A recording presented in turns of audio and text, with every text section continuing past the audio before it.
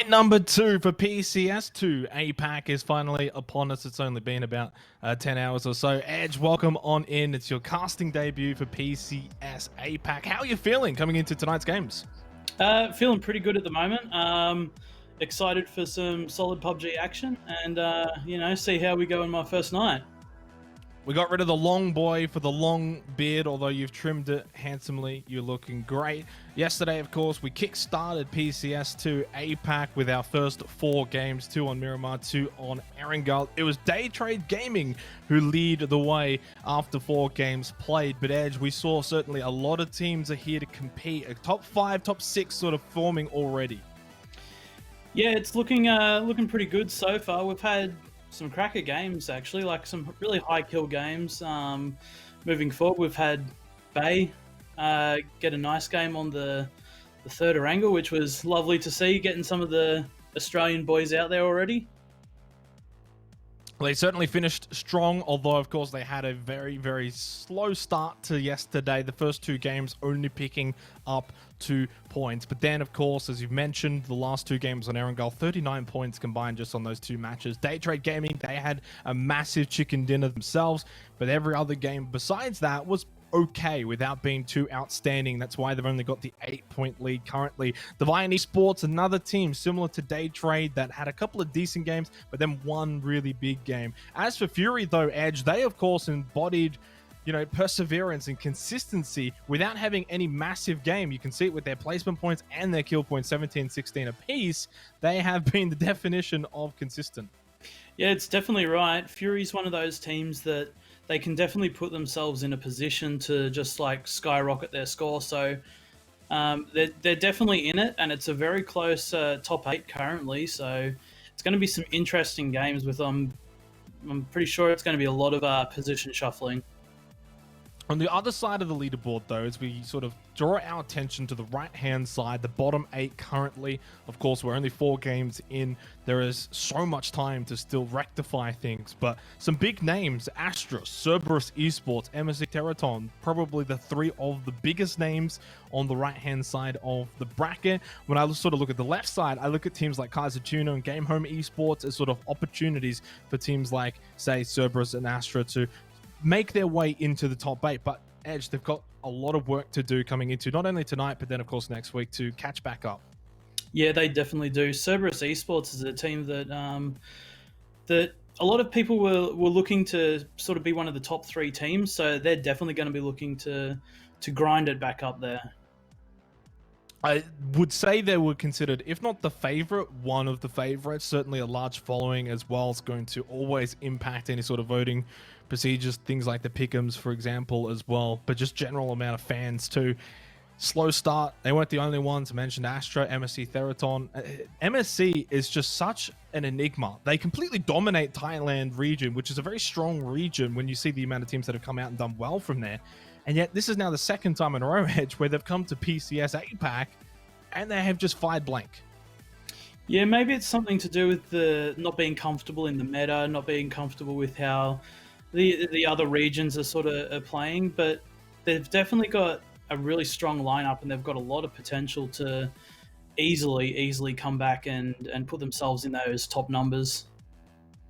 100% agree with. There's obviously a plentiful amount of games still to play. 20 in total, in fact, still coming up for PCS2 APAC. We only had 20 in total, actually, for all of PC1. So kind of like 4 extra games now have already been completed, and now it's like the real race begins. And I said it to sort of close off last night. Now it's a bit of a handicap for teams like Day Trade Gaming, who have got such a decent lead, I guess, above the majority of the leaderboard, besides the teams just directly below them, which is only like 8 and then 12 points, for instance. Yeah. So there's a good opportunity for teams like Bay, of course, to now try and sort of continue that momentum they built on Erangel. Really, it should now be all of their focus on trying to fix their Miramar, because obviously only 2 points from all of Miramar last night. As we go into Miramar to start tonight, that should be their focus. Yeah, that's right. And Bay was contested on Erangel as well for I believe it was the 2nd Erangel. So an interesting start for them, and being able to bring it back, it just shows how strong of a team they are, both mental and skill-wise. So it's definitely good signs, and they can definitely have good games on Miramar as well. Well, we are just about ready to get into our first game of the night. Of course, it's the sandy deserts of Miramar for game number 1 of night 2 for PCS2 APAC. Of course, 2 games of Miramar will kickstart us off tonight, and then it will then follow by 2 games of Erangel. So the 4-game-a-day format for PCS2 APAC. Edge, how have you been finding that so far? Technically, it's 4 extra games, which is always a nice thing. More games is better. Personally, I think the more games is better overall. But personally, I think that as myself as a competitor, previous competitor, having more games was better, both viewer and player. But like, as long as we've got the variety, I know NA has the 4 of the same maps each day, and I just feel like there needs to be a change up halfway. So whether it's 4 or 5 games, just the change of pace, having the Miramar and the Erangel both in the same pool. I think for me, 5 games is probably the sweet spot as we watch Marcus from X Stadium trying to literally run down CJ18, who's now actually taking shots from Jaken as well of X Stadium. I think he's going to go down here. It was either going to be the Murado or it was going to be the shots from Jaken. This is a bad start for Archangel Predator, and we've also got a doozy of a circle. And Edge, I don't know how much of the OCA qualifiers you saw, or of course you were playing in as well, but we had a couple circles go down to the island to the east of Los Higos, which definitely provided for some entertaining value. Yeah, as a caster and a viewer, you definitely love to see the island finishes, but as a player, you don't want that at all. So the potential for it to happen here is amazing, and I'd love to see it. But for competition wise, I think it'd be better to stay on the mainland. I agree with you there. It's never really sort of a game of skill when those sort of circles do take place, but as the viewers will probably want to see it happen regardless, the chaos that can ensue from that is always quite fascinating. Day Trade Gaming, of course, we sort of hover over them for good reasons. They are in first position right now, 49 points. An 8-point lead over Bay, 12-point lead over Divine. It's not bad after 4 games, of course, though. What we saw in PCS1 Edge was, of course, Q Confirm run away with things very early on. For Day Trade, they're in the box seat to be able to do that, but of course, being able to do that is easier said than done. Yeah, that's right. Q Confirm was probably a little bit of an anomaly for that. They did get off to an absolutely killer start and just carried it the entire way through. But I think this time around we've got a lot more teams that have a better understanding of each other and know that they've got the potential to all win. So it's going to be a lot closer throughout the top 5 to 6, I'd say, potentially with the top 2 taking it away very late, but it's going to make for some amazing games. A couple of teams up north, MSC Theraton. You've also got Division X Gaming at La Cobb, around El Pozo for Bay, Astra at San Martin, close by to Magic Esports as well. There's quite a few teams, a good 5 teams or so up to the very north end of Miramar here. And considering this very southern circle, not only in normal games do you kind of need to loot quickly and get on the move, but in these sort of games, it's even more of a pressing matter. Yeah, Miramar's not the most forgiving maps,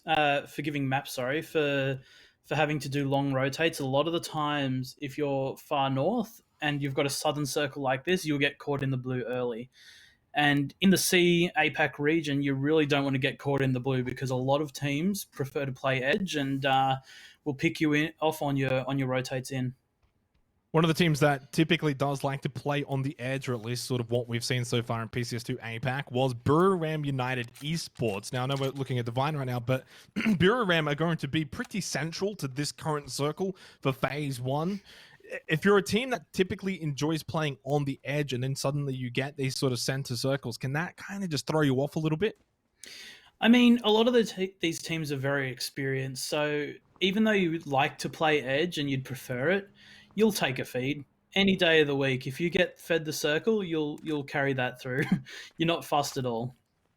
Here are the kill proportions of the top 4 teams in terms of kills between Day Trade, Bay, Divine, and Miramar. Venotica with 43%.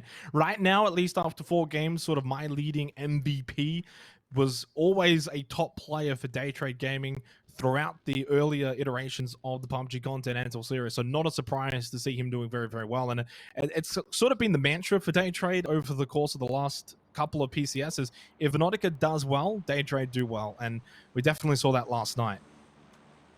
Yeah, Day Trade's looking like they've got a lot of potential in their lineup.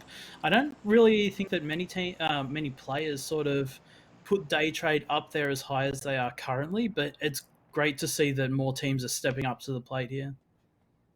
I definitely agree with you there because they've never been one of the major favorites coming into these tournaments, and quite frankly usually they're hanging around more so the bottom of the top 8 or even around 5 or 6 potentially, not really ones to be contesting for say 1 and 2. Right now though, they've put themselves in this position, and of course they're going to have to sort of be playing as the hunted rather than the hunters for the first time this year in 2020 at PCS. They've already got teams below them, Bay, Divine, for instance, looking to catch up. Of course, for Bay, it's their first PCS adventure in 2020, and then a team like Divine has always just sort of been hit or miss without really firing at all cylinders. So it is decent to see in the APAC region that we've got a very different looking top 3, and then sort of more the normality of good teams in like Fury and Miramar, who are usually thereabouts hanging in 4th and 5th. Yeah, that's right. There's still a lot of teams who have a lot to give, a lot more than they've shown at the moment anyway. So moving forward, I think it's going to be pretty interesting actually to see where teams like Fury and Uriram, who have been like pegged as the top 2, top 3 teams, so they'll definitely be looking to put their name where it belongs and put everyone else sort of in their place. Kaiser Tuna, a team that's popped up for their first time at PCS, and they had a very decent day 1, eventually finishing in 7th position, 26 points, so middle of the pack for them. That's all you can really ask for. Although Game Home Esports, if we got ourselves an elimination here, it's been 7 minutes, and so far we've only had the 1 death take place.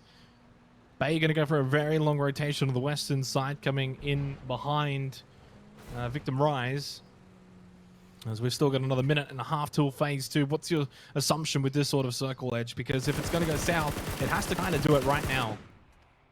Yeah, that's right. I think, you know, if it goes hard south, you've got a high % chance of it going islands.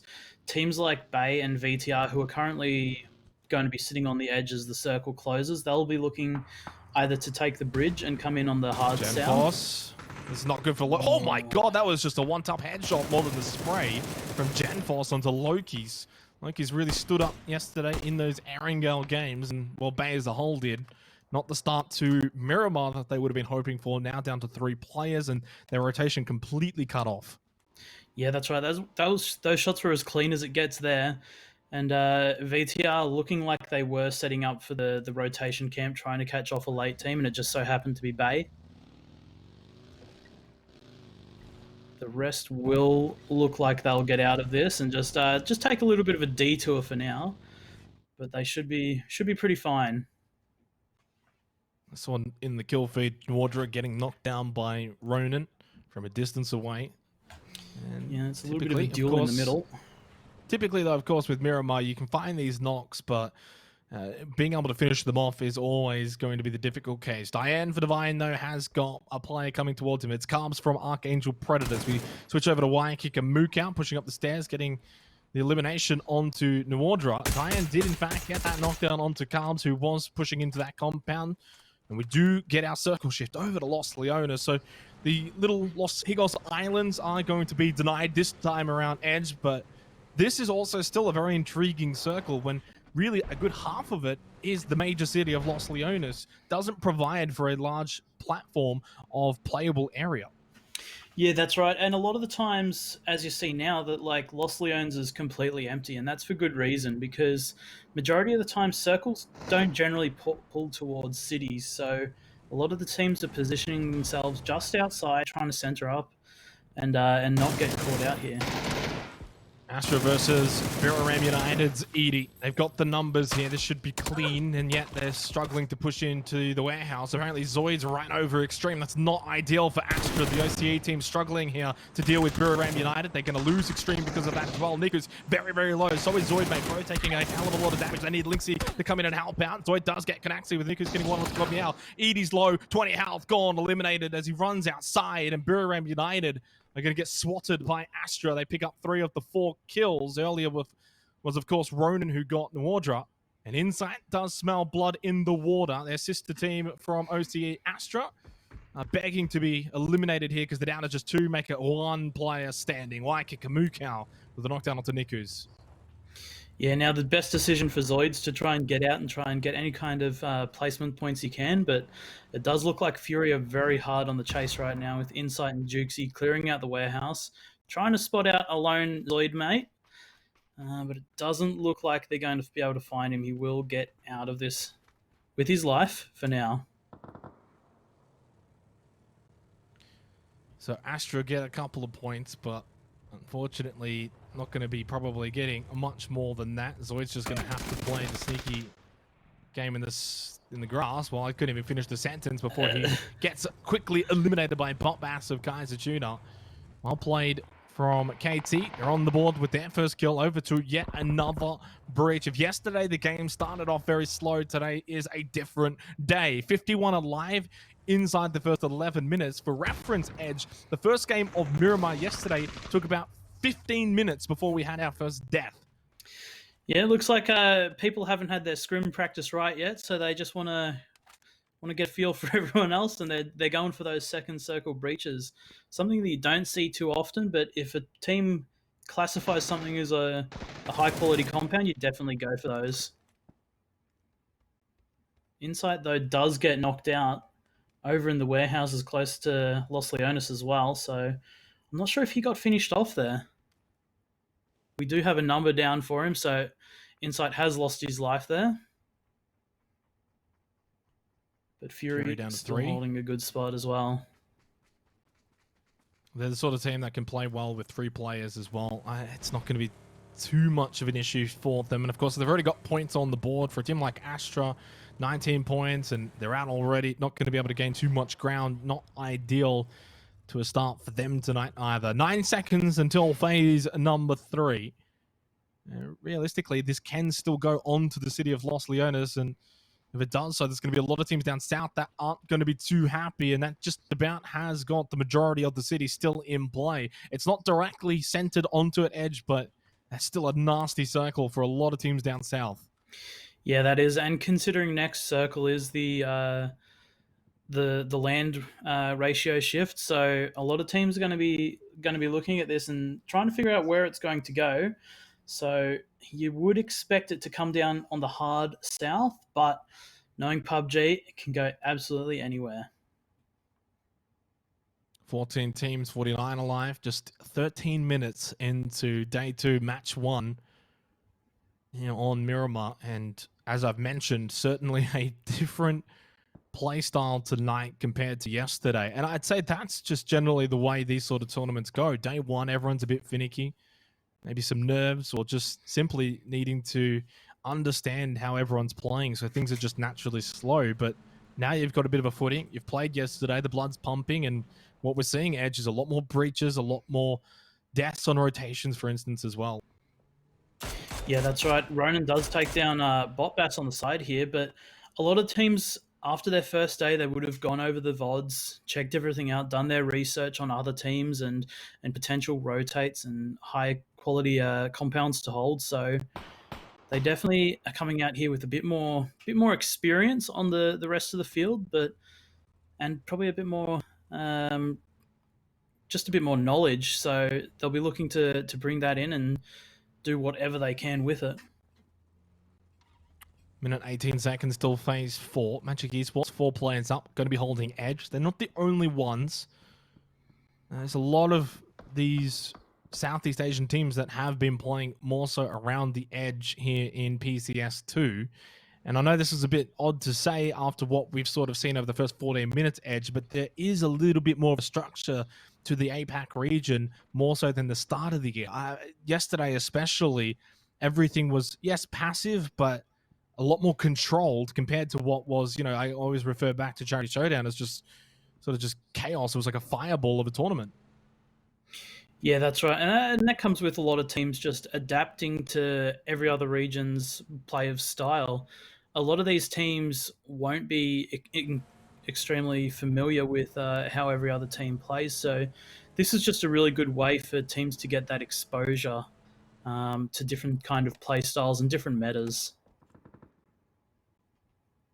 Couple of knocks over the last 2 minutes, but all going to be safely revived.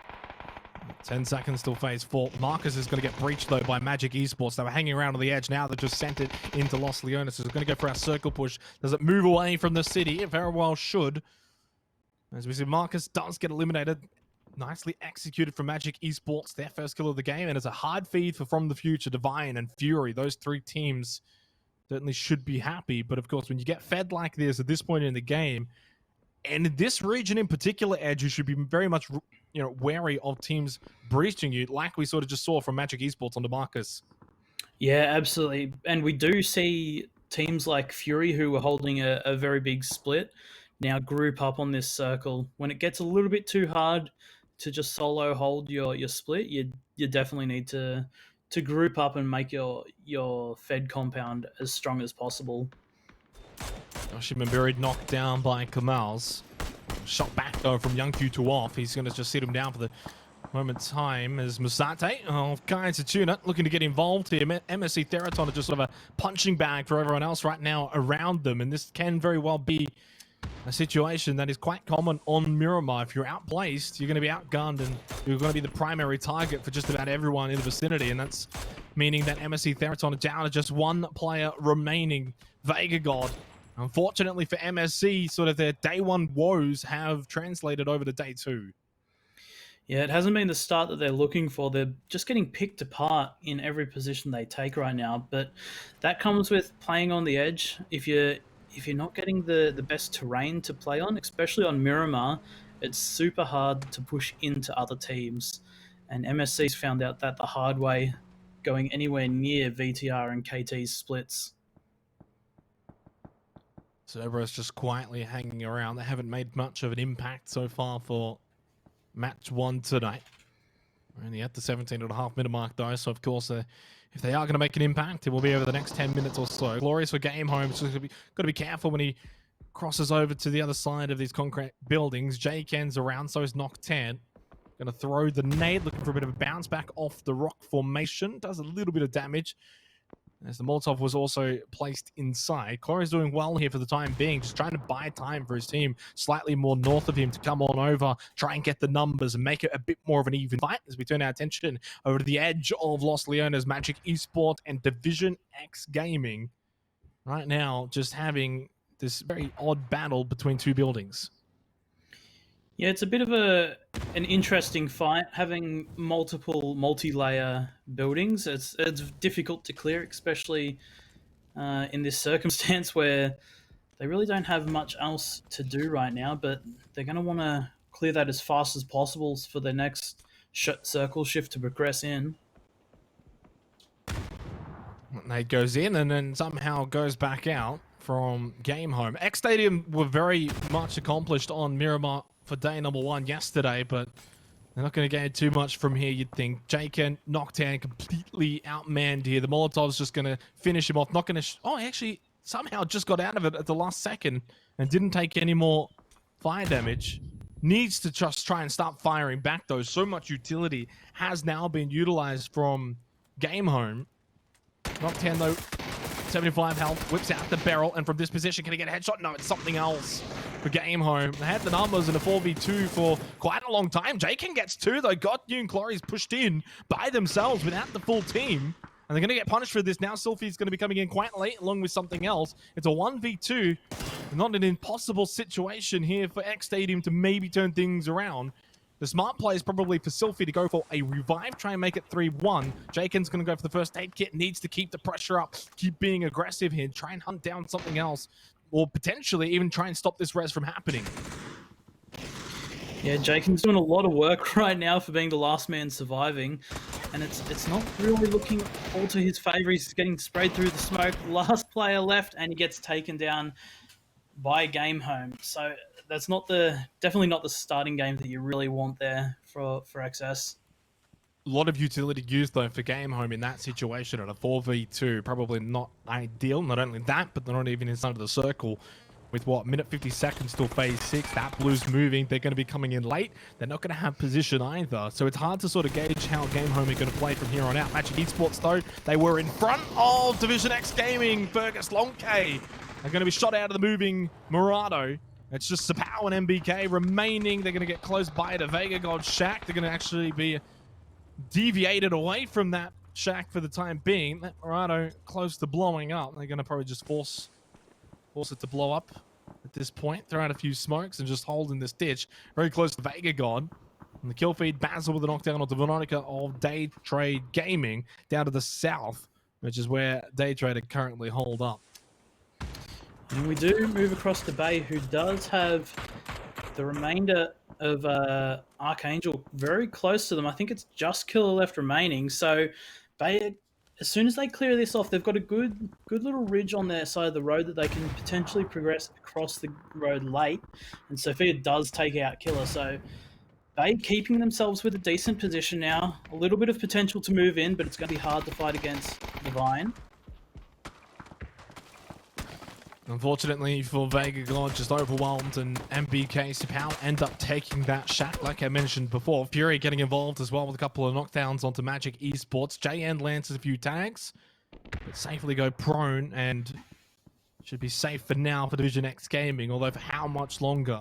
They got Fury that will eventually be coming in behind, and Valax, I believe, is now the last one up for Magic Esports. And to the top of the map, we do see Game Home pushing towards Bay here. They might be able to catch out Nefahor by himself unless he's very aware of this. And it does look like they're going to get some shots off, but Nef will be able to back out of that. Next circle shift comes in, centralizes a little bit, so not too many teams are going to have a little bit of trouble coming in right now, apart from the likes of Daytrade and VTR. But this Bay fight, they'll want to clean this up early because they've got a lot of room to make to get across the road here. Nice nade landing on the Sylphy. Bay have definitely got an advantage now. It's a 3 versus 2 from what I can see. Chlorys and Sylphy for Game Home. Sophia. Flood of Nefahor. Sophia, though, just gets domed so quickly from Chlorys. Well placed aim with the barrel. 3 kills now for Game Home with a quick flush, and the 2 Aussies are just on the run now in Nefahor and Flood. Sylphy and Chlorys just keeping an eye on behind them. It's from the future. We go down to the far, far south. Ryans versus Cerberus Esports. Haisaki just going to push into the smoke. Subank's knocked, but they got men around him to get the revive. Victim Ryan's just going to pull off for now. But back up north as soon as we moved away, such is the nature of PUBG. Flood does find the elimination onto Sylphy. So Chlorys last one alive for Game Home. Yeah, that's right. And Cerberus in this fight here, if they can clean up the remainder of VTR here, they've got good potential. But Haisaki does get knocked out, so it's up to a 3v3. Genfos getting that flush, and they're really going to have to move this up really quickly and start taking position after this fight's ended. But VTR are looking super strong. Genfos getting another knock, not able to get the flush now. Subang very low, and Basil still got some health on him, but not the best fight. Teddy knocked out. Nefahor and Flood pulling in quite close, looking for a more centered position. Nade is well placed from Defiant, though, or from the future. These guys have had many tussles in OCE over the years. Flood, the last one up, just lets out a nade in hope and prayer. Orcarin, though, just running straight towards Flood. Immediately does get knocked down. Was expecting someone to come in for the push, and now has a bit of help as well with this Murata that's close by, along with the smoke. Can potentially stay alive here and just cause a bit of catastrophe for From the Future, who are getting pinged as well from a distance away. That nade is going to be stopped, though, by the broken down Murano. There goes Victim Rise. They do lose the battle down to the south against Cerberus Esports. Divine with 4 players up. 3 kills. and looking to continue their climb in that top 3 portion of the leaderboard. There's the map, and in 10 seconds time we go to phase 7. Yeah, the two strongest teams in this current zone, I'd definitely say, is Divine and Fury. They've both got nice high ground that they can play off. They've got some good zone control, and they've got numbers as well. So you're looking out for those two teams to start farming on the kills, as teams need to make their moves into this next circle. So Power and MBK still don't have to move, not for a little while at least, until potentially phase 8 or 9, and they do get Nezra as well. Divine in the box seat here. Look at every single team on the left of your screen are wounded except for Divine and Fury. We've got 4 and 3 players still alive respectively. Fury, though, on the edge of the circle. They're not in. They're going to have to make a grandstand entrance here, potentially going for victim, well, not victim, from the future now. Nando up close. He's in a 1v3 though, and immediately from above, Ronan has them outnumbered, and that's now going to be our placement points available since we're into the top 8. 8 kills as well for Fury, 3 to count, 4 to Ronan. But they've got so much work still to do ahead of them. If they're going to win this game, Edge, it's going to be a very, very high kill game, potentially, as JN does find Norrens of Day Trade. Style G goes down as well to Venotica, and that's going to be the end of Kaiser Tuna. Yeah, Fury's definitely got their work cut out for them. They can pick up a lot of kills here, as we do see Cow pick up Sapau. And that only leaves 1 player left for Day Trade in that hut. But Fury, a little bit in no man's land if they try and make this this cross, maybe being able to be spotted out by Divine. But it's definitely something that they've got to do. And their kill on Sapau is picked up by Venotica. Day Trade's still in this, got their 1 player left alive. He doesn't really have too much to play off, and he is getting picked up. Spotted out by Diane. Huge opportunity for Divine, and potentially for Fury too, for that matter. Both tied on 42 points and looking to catch up to Battle Arena Elites and Day Trade Gaming. Venotica going to be eliminated by Basil, and that's going to at least now stop Day Trade from getting any more points. Divine move up into 3rd, tied with Fury. Bay on 48 points have still got Flood alive, sitting close by to that crate. 5 more seconds until phase 8. Is it going to favor Fury, or is it going to favor Divine Esports? JM with a knockdown onto Ronan as well. Here they come. Divine Esports are on the verge, potentially, of finding a chicken dinner here to start off day number 2. And if they can find that chicken dinner, Edge, they will potentially be in 1st place as well. Yeah, that's right. If they pick up a couple of kills here, especially onto Fury, they can make that move on the 1st position, because it's anyone's game right now. So this will be a big one for them. There is a lot of sleeper players right now, a lot of solos that can potentially do some damage for them and shift the tides. But it just all depends on the willingness for other people to move out here. Fury just still so concerned, though, about MBK sitting inside of the shack. It may backfire, though. Jumping up, Ronan does get the elimination, but they've lost Cal, who's knocked down. Will they have enough time to get this revive? They're going to go for it regardless. Jukesy was close by, so he's able to stick it pretty quickly. Divine only the 4 kills, but they've got the position. They've got the numbers. Fury should be able to get this revive. Basil's just going to get shot out of the car. JN finds his 3rd kill of 5 now for Divine Esports, as Divine and Fury just creep closer and closer towards Bay and Day Trade on the leaderboard. Fortunately for Bay, Flood's still alive. Turtle does get glories. Game Home have been sent home. 3 teams remain. Flood has done an immense job for Battle Arena Elites, though. It looks like it's been easy, but so many players, so many teams around him, and just the fight earlier as well, all things considered, he's done a huge job for Bay. Yeah, absolutely. Fury found a good timing there to actually be able to run down the hill as soon as Divine shifted their focus onto the solo in the field. But as we say that, Ronan does get picked up by Levi. We've still got Flood in the weights on Fury, and this is looking like an unlosable game for Divine here. There'd have to be an absolute monstrous effort from either Flood or the Fury boys onto Divine to be able to turn these tides. Divine, Battle Arena Elites, both of them are going to try and take out Fury. Although so much of these nades actually being more so thrown towards Flood than anything. Divine are just going to clean up here. Potentially a 10-kill win on the cards coming up, unless Jukesy and Cal can pull up something incredible. Flood should just go down to the blue, and does indeed do so. Divine are going to win this. Cow's knocked down. Juxie's low. Divine Esports should find, I believe, their second chicken dinner of PCS2 APAC so far. And what a way to stamp themselves for day 2, Edge. They should potentially now take top spot. Yeah, absolutely. Divine worked extremely hard for that one. They took that second phase breach onto the Prio compound below Los Leones, and they won their breach, and they just moved forward and worked together off that. It was absolutely thrilling game. Well, just to confirm it, they actually finished off last night in the final game of Erangel with a chicken dinner. They now start day 2 with a chicken dinner. So back-to-back wins for Divine Esports, a team that has struggled at times throughout 2020 for PCS, where at times they look like they can compete for first, second, third even, but at other times they're just middling around the middle of the pack edge. This time though, here for PCS2 APAC, they are firmly in the seat for a chance at that crown. Yeah, that's right, and that's what you want. You want to have that consistency, and previously they haven't been able to show it, but right now they're doing a pretty good job of it. And you know, if you keep it up, you're definitely in that seat to take home that chicken dinner that everyone wants.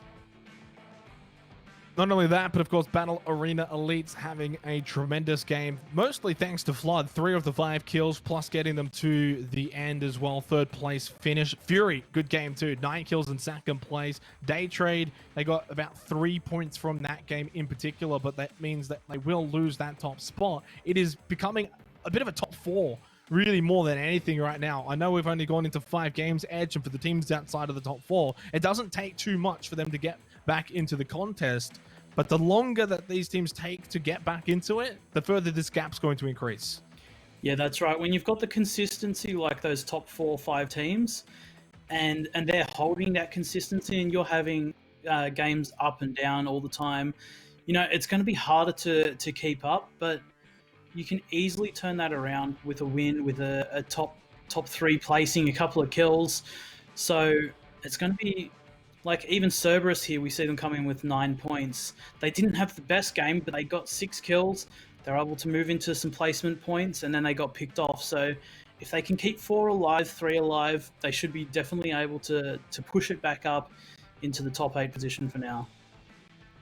A bit of a poor game for Bureau Ram United. That's actually now 2 poor games in a row for them. Only 3 points gained over the last 2 games has seen them sort of drop away from that proverbial top 5. They're now sitting in 6th position, but so many teams very closely below them, and now a substantial gap from them and the top 3, which is now, as I mentioned, starting to form along with 4th place Fury.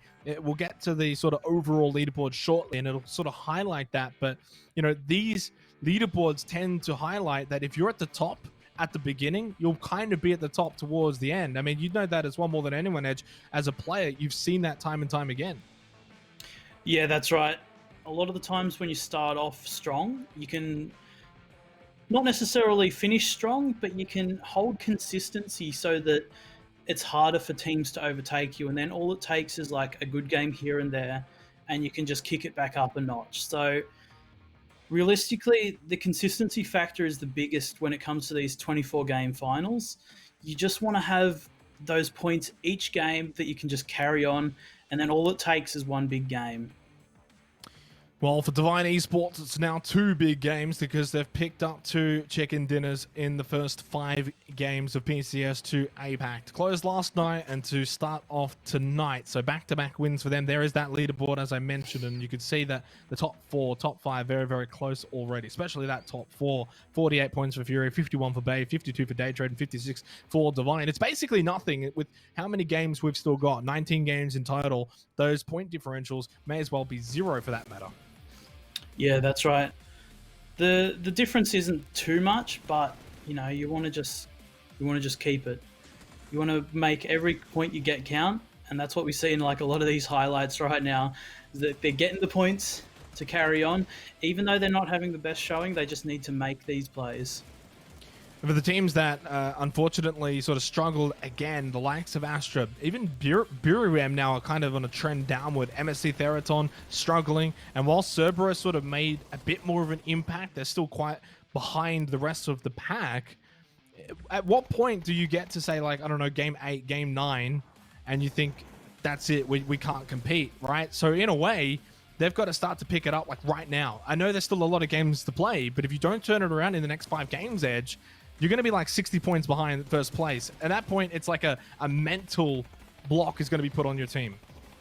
Yeah, that's right. For a lot of those bottom teams, right now they wouldn't be too worried because they're in firing range. They've got 2 good games. That's all they need in it. But you get a couple of games down the track, and if you're still that 50 points behind, it's starting to look pretty impossible.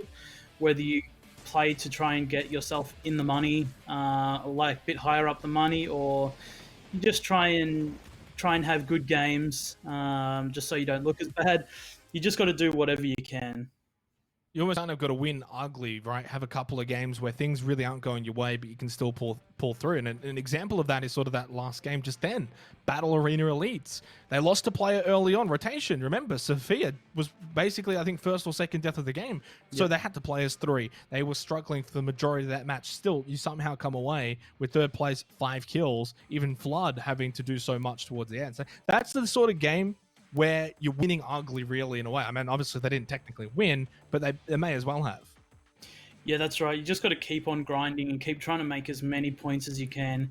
If you're in a bad position and you're not likely to get into the next circle, you go for kills. You try and move forward. You try and get anything you can, and that's what Flood did there. He went into full rank tank mode, trying to get whatever position he could, get a couple of extra points on the board, just absolutely anything possible. Well, we're going to go to a break. On the other side will be our final game of Miramar for the night. It'll be game 2.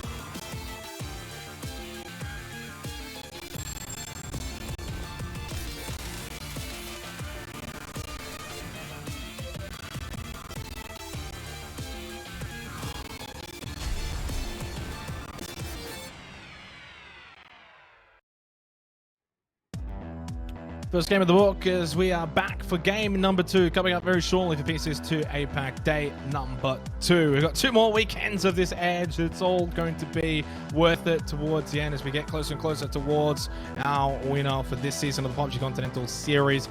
5 games in the books, and right now it's kind of hard to sort of have a standout leader. You know, Divine have obviously won the last 2 games. They look incredible. Daytrade Gaming thereabouts, Fury, Bay.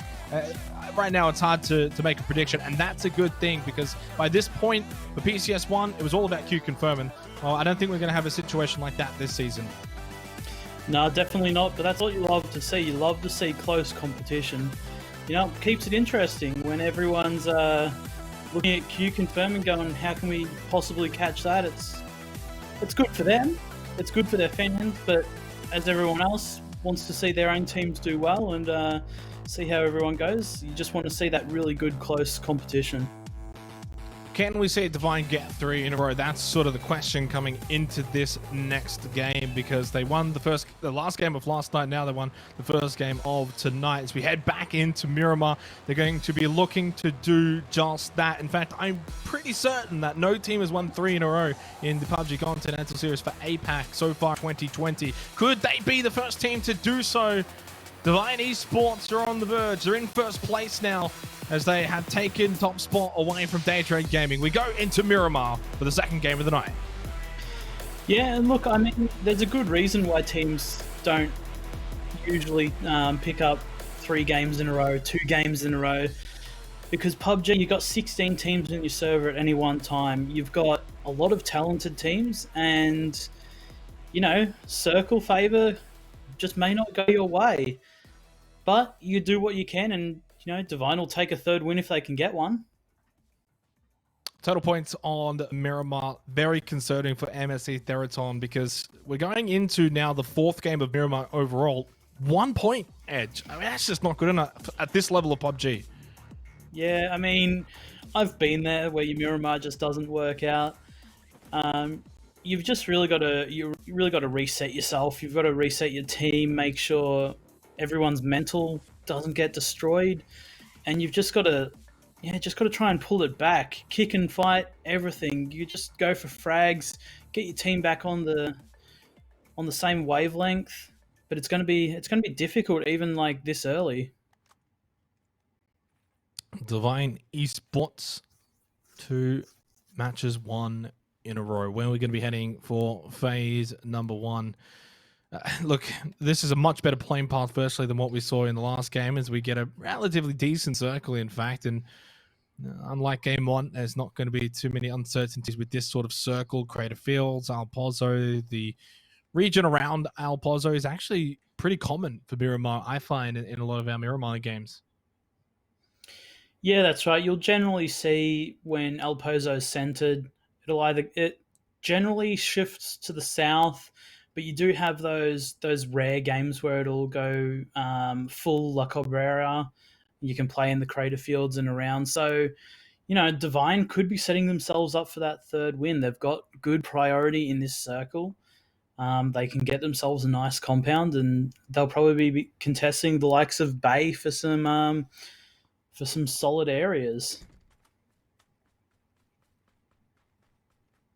Yeah, Bay obviously looting around Al Pozo will get a bit of an upper hand here, but typically, I mean, phase 1 is never really very indicative of how a game's going to go, and phase 1 feeds aren't really anything that you actually want. For a team like Miramar United, though, around the Al Azhar region, I gotta say, I'm kind of expecting them to sort of perform a bit better here. That sort of edge playstyle is their playstyle. They weren't able to do that in the last game.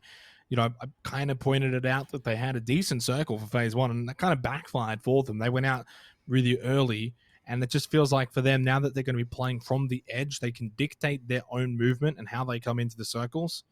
I kind of look to them in 6th place right now, Biram, to have a better game on Miramar here for day 2. Yeah, that's right. We'll probably see Biram sticking towards that edge. And generally when you're playing like edge and you're expecting the 2nd circle hard shift, you can come in on any real direction and get probably the least populated area. which is a really good thing for a team like Buriram, who really need to put themselves in an uncontested area early, get themselves some nice footing, and then work their edge off that. Definitely agree with you there. Day Trade Gaming have relinquished top spot for now. It's only a 4-point deficit to Divine. Long way to go, of course. I don't think they would be too concerned. Obviously, there was a case where at one point, sort of I think around halfway yesterday, that Day Trade could have very well sort of ran away with things early on. They weren't able to do so. A couple of bad games and a couple of average games, I should say. And now all of a sudden it can come back to sort of bite you very quickly. Now, if Day Trade have just a bad night as a whole, they could go from first to a good 20, 30 points behind the top of the pack. So they're going to just make sure that tonight doesn't become a trend. Game one was okay. Nothing special. They do sort of just keep the points ticking over. But look how close it is in that top four. Then you've got teams like Division X, Buriram, Game Home, Kaiser Tuna to round out the top 8 that are sort of, as you said, 1 or 2 really good games away from getting themselves into that pack. Yeah, that's right. It's still not over for really any of the teams here. It gets a little bit more difficult down the lower end, but teams like Archangel Predator, they've won the Charity Cup previously, so they know what it takes to win these games, and they definitely have the talent. All of these teams have the talent on their teams, but you've just got to really pull it together and get everyone just firing on the same cylinder. I mean, you say that, and I know there's always sort of a debate about, can teams sort of come back? Are there enough games? When's sort of the cutoff point? When are you allowed to say that a team is out of chances, right? Is it until it's all mathematically said and done? Because you and I have both been around PUBG for a very long time. We've seen a lot of games. Teams like From the Future, MSC, Magic, Esports, the teams in the bottom 3, 10, 10, and 8 points, who are, 50 points or so behind the top spot. History says they're done already.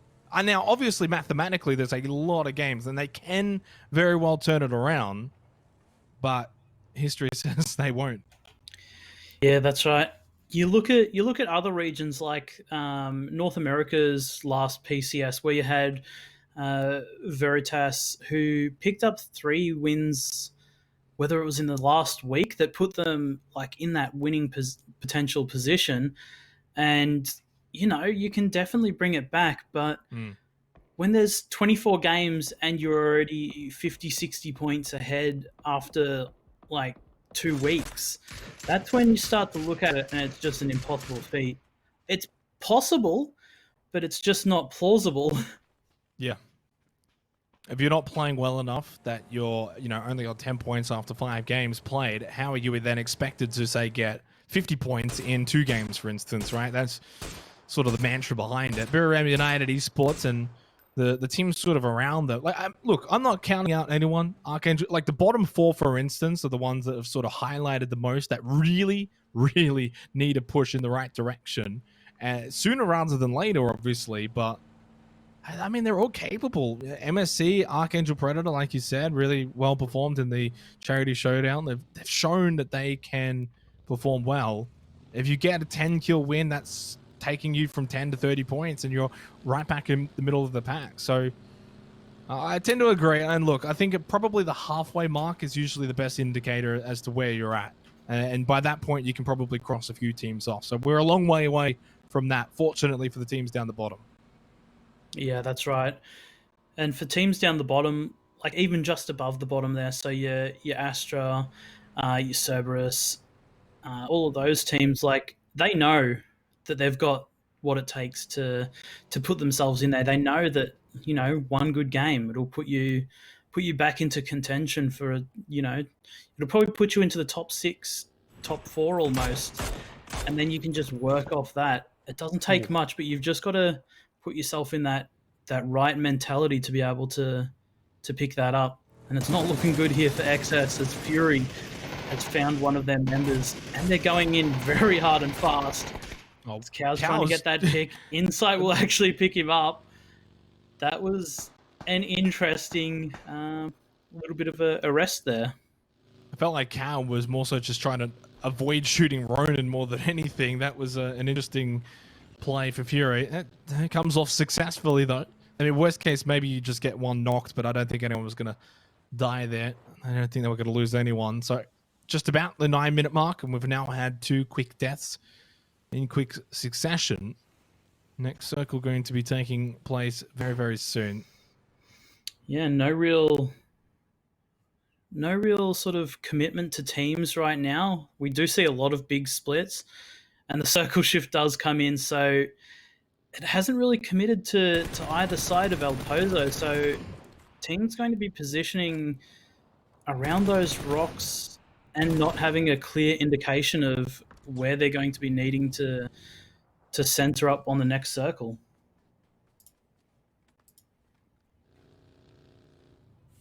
Next stadium down to 3. Fury just going to be flying for out here for phase 2 over El Pozo. These are not fun circles, though. You got a lot of terrain around the city of El Pozo that you can sort of utilize. There's a couple of sort of like god houses, like the Whites around south of El Pozo, usually well played in. You got the warehouses on the other side of the road from that position, for instance. But if you go north of El Pozo, there's not much edge. There's actually probably more in the south of the city than there is on the north. Yeah, it gets a little bit sketchy around there, and until the circle gets smaller, you can't really play a lot of the defilades and hillsides that you have there. So you've really just got to play that waiting game for this north area. But the western side, an area that doesn't really get played much, has so much playable capabilities that it'd be lovely to see some circles go over there at every now and then. Definitely a slower start here to this game of Miramar than what we saw in match number 1. I'd probably say for match 1, it was also a large portion to do with the circle that we had, of course, very far down to the south. And while it has been quiet over the first 10 minutes, with this El Pozo sort of circle, kind of expect for it to ramp up very, very soon. As the PCS2 champion prediction data now actually has Fury the predicted winners, and I love these stats and I love these predictions. It's kind of hard to do so when they keep changing every 2 games. Yeah, and it's good to see Bay off the bottom. They were on Twitter talking about how they were in that 16th position, but having Fury in that first position when they haven't had a win but they've been consistent is a pretty good stat, honestly. It shows that, you know, their consistency will keep them up there, and then all you need is that just 1-2 games and you can just win the whole tournament. And that's what I think probably the analytics sort of takes into account, right, is that consistency that, you know, over the first 5 games, they have been really good in all of those games. Whereas a team like Divine, while they've had 2 massive games, outside of those 2 massive games, the other 3 were more average, and they certainly weren't as good as the games from Fury. So that's sort of probably what the statistics are saying and why the analytics sort of back it up. But, you know, as you said, good to see Bay have skyrocketed for their chances as well. But the major thing to sort of take away from that is the low number for the top 2 teams at 22% each. Last season, Q Confirm by now would have been about 55%. So that's the stark difference between so far PCS1 and PCS2. Yeah, it just shows how close together all these top teams are.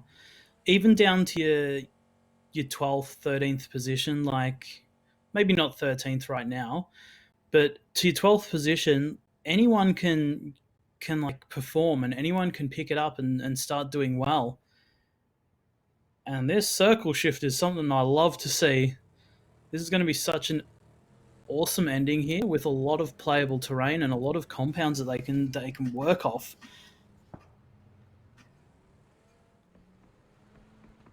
13-minute mark as we're into phase number 3 now. Fury going to take the double whites, but they're not going to be inside of this circle, so it's more of a pit stop more than anything. So I think they're probably just going to leave that as soon as they can. Archangel Predator up to the far north, have got Division X Gaming lingering around. Octan and X Stadium on the move too, past Kaiser Tuna. Things have slowed down slightly again here now for phase 3. Phase 4 is where it's really going to ramp up. And the way that these circles keep shifting, El Pozo stays in, but it has focused more so towards the south. So what I mentioned before in terms of the northern portion of El Pozo, not going to be a factor. Not Tan, though. His nade is not going to be a factor either. And Battle Arena Elites are going to lose Sophia early to Power Division X Gaming. Blood, Lokis, and Nafahor, they're going to look to respond. And whether they want to or not, they've now lost Lokis as well to Salabi. Flood, just from above, trying to find the angle here. Does land a tag onto Edie, but one is also landed back. Both at around half health. Noctan finds another knockdown and elimination as well to kill feed. And Bay down to 2 players, only the 1 kill. This is not ideal for them. Yeah, that's right. And it looks like Magic is starting to clear out Flood, so he's going to have to go pretty large right now to pick up these kills. He can't really back off as he's being just watched from above. We do have Neff driving in to try and support now, maybe pick up Loki's here. So Flood and Neff are going to have to do a lot of work, as we do see CS, Cerberus Esports, fighting against Fury. Waikiki count is not. Basil gets flushed out. Zigul is down as well. Insight looking to pick up anything he can here. Jukesy gets his flushes. So Fury's got 3 kills now. If they can clean this up, they'll be looking strong going into the next circle. Subang pushes in and takes out Jukesy. Hisaki and Subang last 2 alive. Insight gets the kill onto Subang, so it's only Hisaki up now. They need to get this res off onto Cow. Ronan is alive as well. And back over to the Magic versus Bay. Flood gets picked up as well. Levi's, as we just left that, actually found the elimination onto Hisaki, so Cerberus will go out in last place, which is not ideal for them after having a decent game 1, looking to rectify yesterday's misfortunes. They fall short of the mark here in game 2. That nade also falls short of the mark. 1 inside, 1 outside. Didn't quite execute it the way they would have liked it, but it was well attempted from the 2 remaining members of Bait versus the 2 remaining members of Magic Esports. This is just going to be a utility battle for the most part, and to see sort of who can come out ahead. Although Loki's no more nades, no more smokes, no Molotov, so it seems as if Bay have thrown sort of their best punch here and trying to clear this, and it kind of anticipate they'll eventually just try and push up these stairs, maybe in the residue of the smoke. And if they do that, they're going to be falling into the trap of Magic Esports.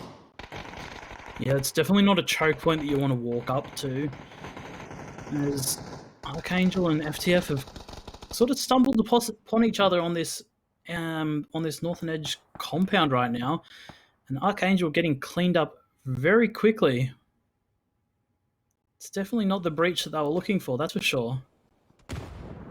Battle between Astra and Buriram happening within El Pozo. Nordra's just going to spot Linksy, though. We'll get the quick flush as well. There's a revive taking place on the stairs. Molotov's going to be thrown to try and deny Nikus from pushing through. The revive is successful.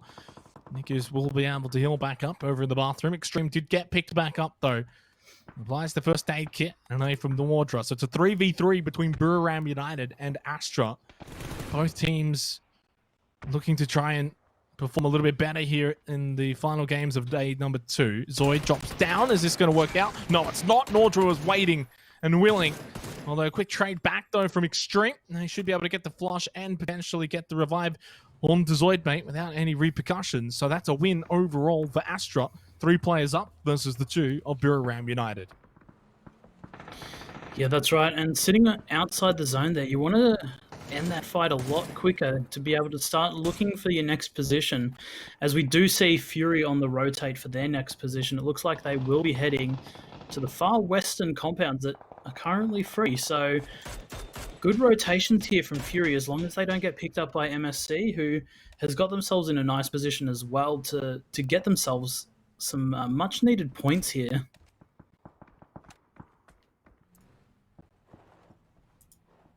God, Meow going to bleed out to Glories.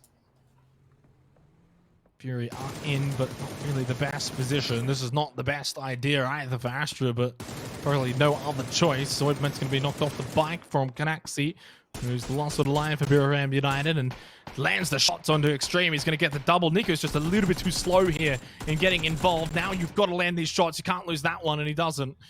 3 kills for Astra, but Nikos will be the last one alive as so it will bleed out to the blue. So at least another point gained for Bureau Ram United. But while they do jump up to the top 5 for now, it will be short-lived. You would think Division X and Game Home should be able to leap back over them. Killer is going to be killed by Waikiki Mukau. 12 teams left here for Game 2. Our final game of Miramar for the night. And Fury have now taken second place. Yeah, and this is an excellent circle you rarely see. So a lot of teams won't have very much experience here. So it really comes down to their map knowledge and how much they know about the terrain you can play. We do see Divine puts themselves in that really good central position where they can potentially win their third game in a row. And we've got teams like Fury, FTF sitting on the edge, waiting to come in, going to clean up some kills and play their ridge lines. We've got Game Home and Day Trade fighting out here on the edge. This is not really a good fight for Game Home to be taking. Day Trade has a big advantage having the hard compound cover. But Day Trade will be heavily contesting this as Game Home look like they're just opting to reposition, try and find a different entrance into the circle. MBK will eliminate Magic Esports. No kills yet for Daytrade Gaming, but they got the numbers. 4 still up. So they can get involved here very soon against Game Home, you would think. Game Home have been doing really well to punch above their weight and get involved with the top 8. God knew. Up close, we'll get the knockdown to Norrens of Daytrade, looking to push across the road. Gets quite aggressive. Shots back from Flash of Daytrade. Knockdown though, but Veronica will get one through Cloris. Needs to just fall back, get below the little ridge line, stay safe, throw out a nade, then heal up. There's time. You don't have to rush this one. There's still a minute and a half until phase number 6. That nade's just going to roll away from God Knew. And so that second one as well, falling away from Game Home. 2 kills, 3 players up, but Daytrade are pressing and pressing hard. Yeah, Daytrade, they really want to take this fight, but they can't commit heavily without risking losing players here. NBK actually picks up something else here from the side. So this is good for Daytrade, giving them the advantage here to peek over onto Game Home. But Game Home has themselves a nice little bowl that they can play. And Venotica looking and peeking over, getting taken out by God Knew. So Daytrade, again, having to get that 4th player back up. They haven't committed their numbers over, which is probably what they need to do if they want to actually clean up this fight without any fatalities here. There's a real chance that Veronica can get revived here. It is kind of a safe res if you can get these smokes up. Because if Game Home look to peek over this ridge line, then they're going to put themselves in a dangerous position. So I don't think there's much that God Knew and Sylphie can do to stop this. They don't have any nades left. Flash will be able to get the revive onto Veronica. Only 1 kill for Daytrade, but now it's a 4 versus 2. They've used a lot of their smokes already. So pushing over the road to sort of confirm the last 2 is quite dangerous as we get our map screen. Because in 5 seconds time, we're going to go to phase number 6. Yoshi Mimburi with an 8 knockdown to Insight. They're in really one of the best positions for this sort of circle. And Fury are wanting to take it for themselves. We sort of focus in now on Division X Gaming though. 4 kills, 2 to Spout, 2 to MBK sitting at the tree. They're outside of the next circle though for phase number 6. Gemfoss with a nice tag onto Sapau. And they're trying to push into the circle, and there's a team in front of them in Victim Rise. Yeah, Victim Rise have got a lot of work to do here with Division X pushing very closely behind them as Fergus will pick up 1. Genfoss and Chibrit getting some good damage off as well. Chibrit will take out Fergus. Daytrade really need to make a good push out of this, but they've only got 2 players up currently, and Long K is a fair way behind. Chibrit looking to pick up NBK. We'll get some shots off. We'll pick that up. And it looks like VTR will be able to hold this. Long K is way too far out to be able to support his team. And he's got literally no cover on his way in other than a couple of smokes. Really aggressive from Chibrit right now, but it's paying dividends. He finds 3 members of Division X Gaming. 5 kills for Victim Rise, and they will send Division X packing. In the end, though, Division did in fact get enough points to leapfrog Buram United. Game Home still looking to get at least another point or 2 to do the same as well. Waikiki Mukau, Ronan, Last two alive for Fury. They're tied now with Day Trade Gaming at 53 points. Both of them 1 point above Bay. Very, very close at the top end. Vine, though, have got 4 players up and just potentially may have a huge opportunity to go for 3 chicken dinners in a row. Day Trade have pulled up, though. This is a huge fight on the cards between Day Trade and Divine Esports. This is the main event coming up very shortly. Yeah, this is make or break right now for Divine. They really need to hold off that push from Day Trade. Day Trade will be looking to take their position and get some picks down there. So a lot of work for Divine to do here. But they do pick up Venotica. Nice shots there by Jayand. That's the beautiful right player as well that you want to be taking out, but they lose Levi's in the process, and then a second one knocked down, which is JN. So Norrens will get at least the refrag after losing Venotica. They're not going to be able to confirm it as easily, but with a bit of help from X Stadium, they should be able to deal with Divine quite comfortably from here. Levi's getting revived from Turtle behind the rock and inside of the smoke. No nades have been thrown, at least not for a while. Genfos just pushes up, says hello, gets flash, but he's still got a couple more members to deal with against Daytrade. Puchil's close, and Norrens on the other side of the road, even closer to Divine. Look at Diane, though, against the X Stadium. Divine are in trouble. I very much doubt they're going to be able to find 3 wins in a row. Turtle gets knocked down. I might just change my attitude, though, if Turtle can find another knockdown. Now dealing with Daytrade, double knockdown. Levi's gets Norrens and Flash. It's only Puchil's that remains. How things have quickly turned for Daytrade, and not in the right way. Divine have done so well from this position with 2 teams on either side of them. Nice tag from Puchil's, but he is just outgunned from Levi's. And it's the Vietnamese team that comes out ahead against the Ties. Yeah, Divine's done a lot of work to put themselves in a playable position for this next circle. It may not be gifted to them here, but they can definitely work into it here. They've got FTF that they've got to fight against. They'll potentially be holding them out from this next zone, but they've taken out their competitors on the edges that'll potentially hold them out here. So they can do a lot of work with this right now. 5 teams, 11 alive remaining here for match 2 of the night. Second and final game of Miramar. We've got Erangel to come after this. Ronan the solo for Fury.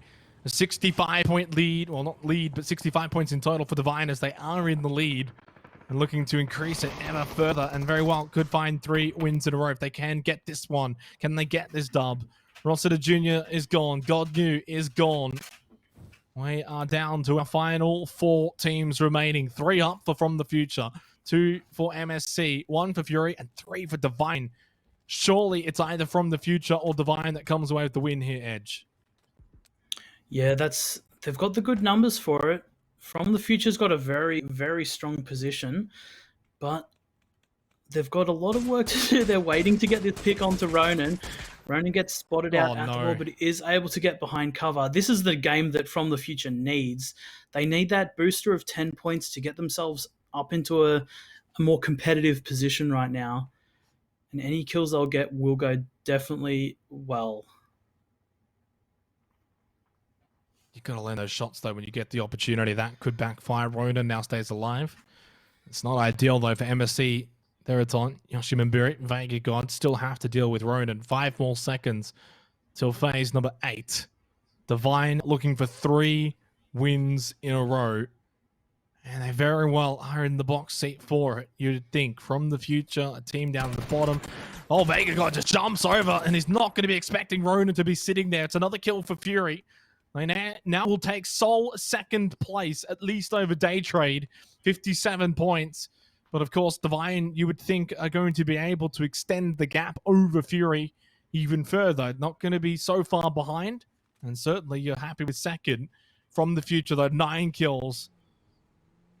And MSC down to 1 along with Fury. Of course, they hear the shots. They know Ronan's there. They took the shots earlier and missed all of them, Edge. But Ronan can now actually push up onto the concrete wall and move up. Getting away from this rock's going to be the hard part, though.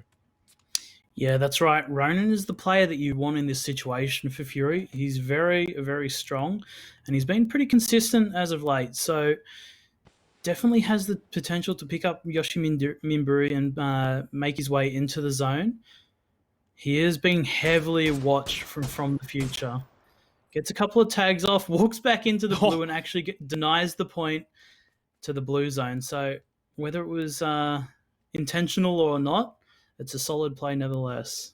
I don't even think From the Future deserved that kill point anyway after the whiffed SLR shots from earlier. Tede's moved up though, and it's time to move on from Ronin and now deal with the immediate threat of Divine. Surely you can get that tag, never mind, missed the first spray. Although pushing up and probably going to be punished is Turtle, and yet still also doesn't go down. Turtle's going to be able to heal up. Divine have sort of taken the first 2 shots from the future. Now they can really punish them. Tede getting super aggressive over the ridgeline. Turtle steps up, headshot, and shows them how it's done for Divine Esports. 2 quick knockdowns. Lands the shots and gets the frags. Nando, though, at least gets a refrag onto Turtle and thoroughly just punishing From the Future. Nando hits a second one, though. He's landing all of the shots right now, but he's flashed. Has to go prone. Diane knows that he's flashed and can't fight back. Yoshi Mimburi's going to get in, though, in a 1 versus 1. 2 players down in Levi's and Turtle. MSC Theraton looking for their first win here for PCS2. Yoshi Mimbura, the MVP from Thailand, versus Diane of Divine Esports. In a 1v1, Divine are looking for their 3rd win in a row. Can they get this chicken dinner? Nando ended up getting a kill from the grave as well as they bleed out. There's no chance that Diane is going to be able to get that revive. And so, of course, Levi's, Turtle, both gone. 1v1. And really, Edge, it's Yoshi Mimburi with the best spot. Yeah, he's got the more centralized position right now, so he's just got to pick it up against Diane. We're at a little bit of a stalemate right now, but Diane has been playing so well. The entirety of Divine Esports have been doing absolute work right now, but this is a game MSC really needs to put themselves up into that contender's position. Taking some shots right now. Diane needs to hit the headshot. He's not given the best angles right now. Yoshi Mimburi's doing some good peek work, and Yoshi Mimburi picks it up. Woo! MSC Theraton from the grave. They've stopped the 3-peat Edge. They have cut it short at the last second. Divine was so close to getting 3 chicken dinners in a row, but MSC Theraton will shut that one down thanks to Yoshi Mimburi. And they will find their own chicken dinner for the first time here for PCS2. Incredible game for Miramar. Incredible to close Miramar off for the night.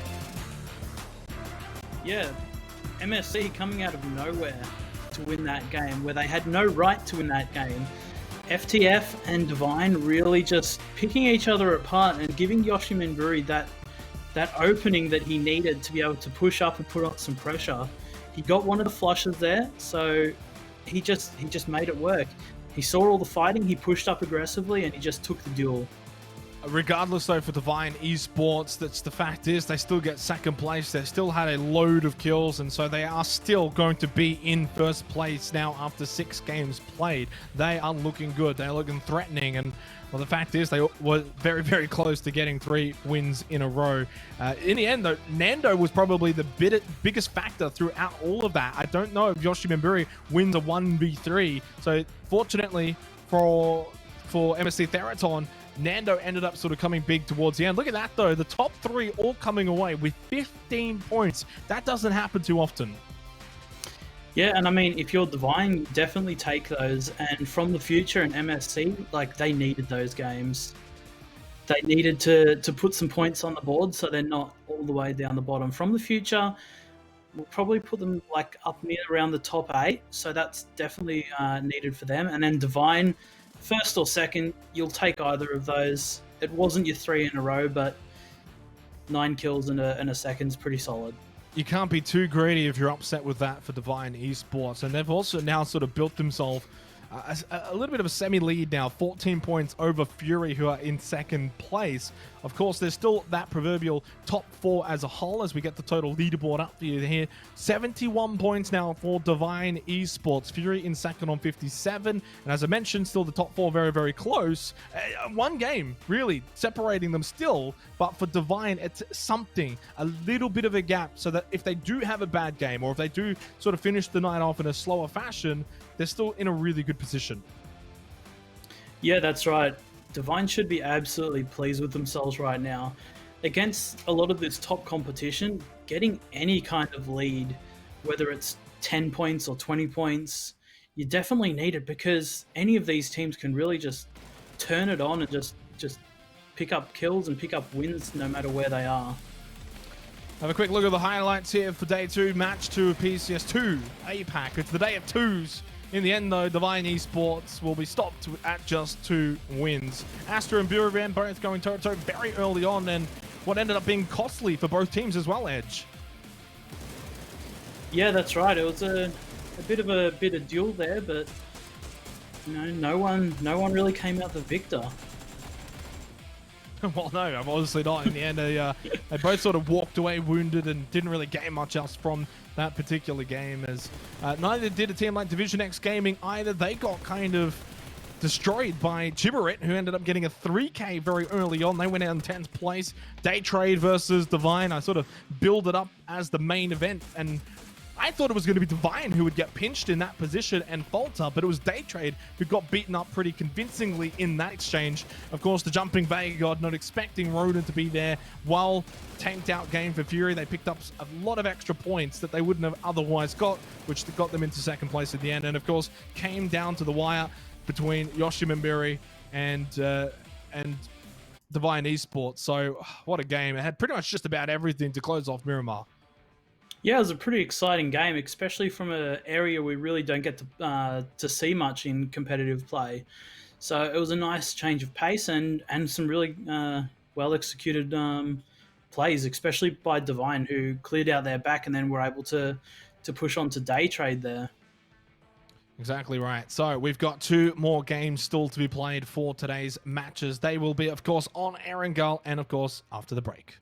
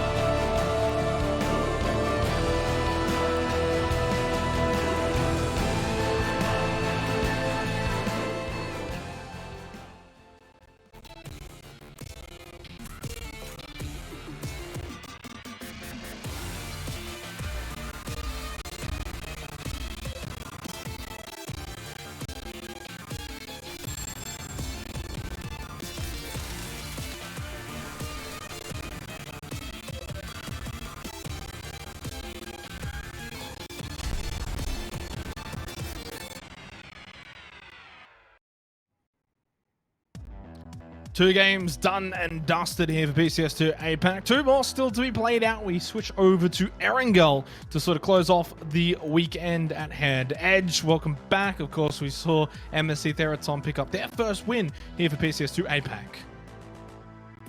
Yeah, that's right. And MSC, a very strong team, so it was definitely deserved on their part. It did come from a bit of a unconventional position, but, you know, they made it work. You take any win you can get at this point.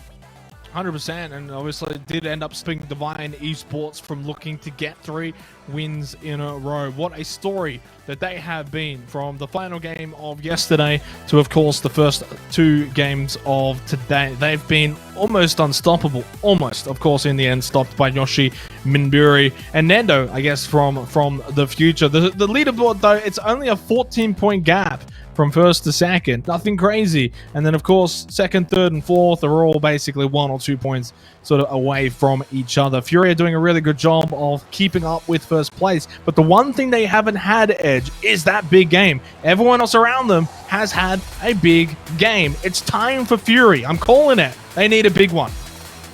Yeah, they definitely do. They've been having around those... They've averaged like around those 10-point games.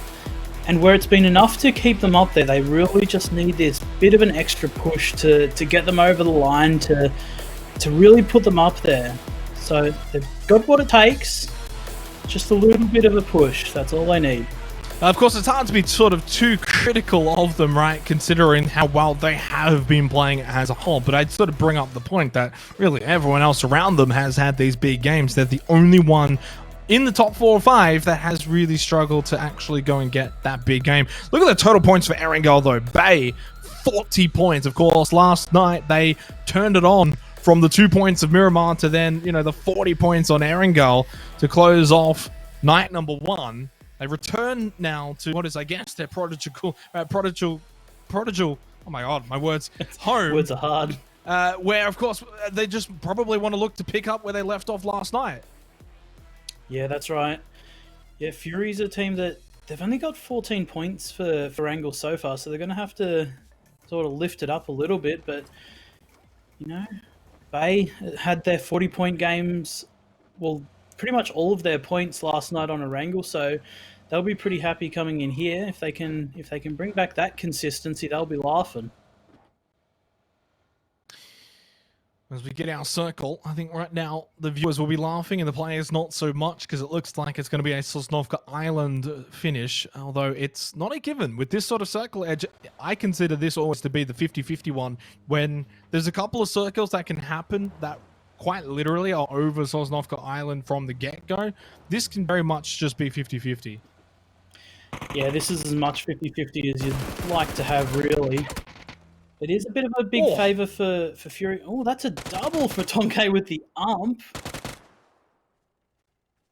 That's a really good way to start your game, especially when Clories has only got a revolver, but he does pick up the scar from his fallen down teammate and actually picks up Tonke. So some nice exchanges going out here.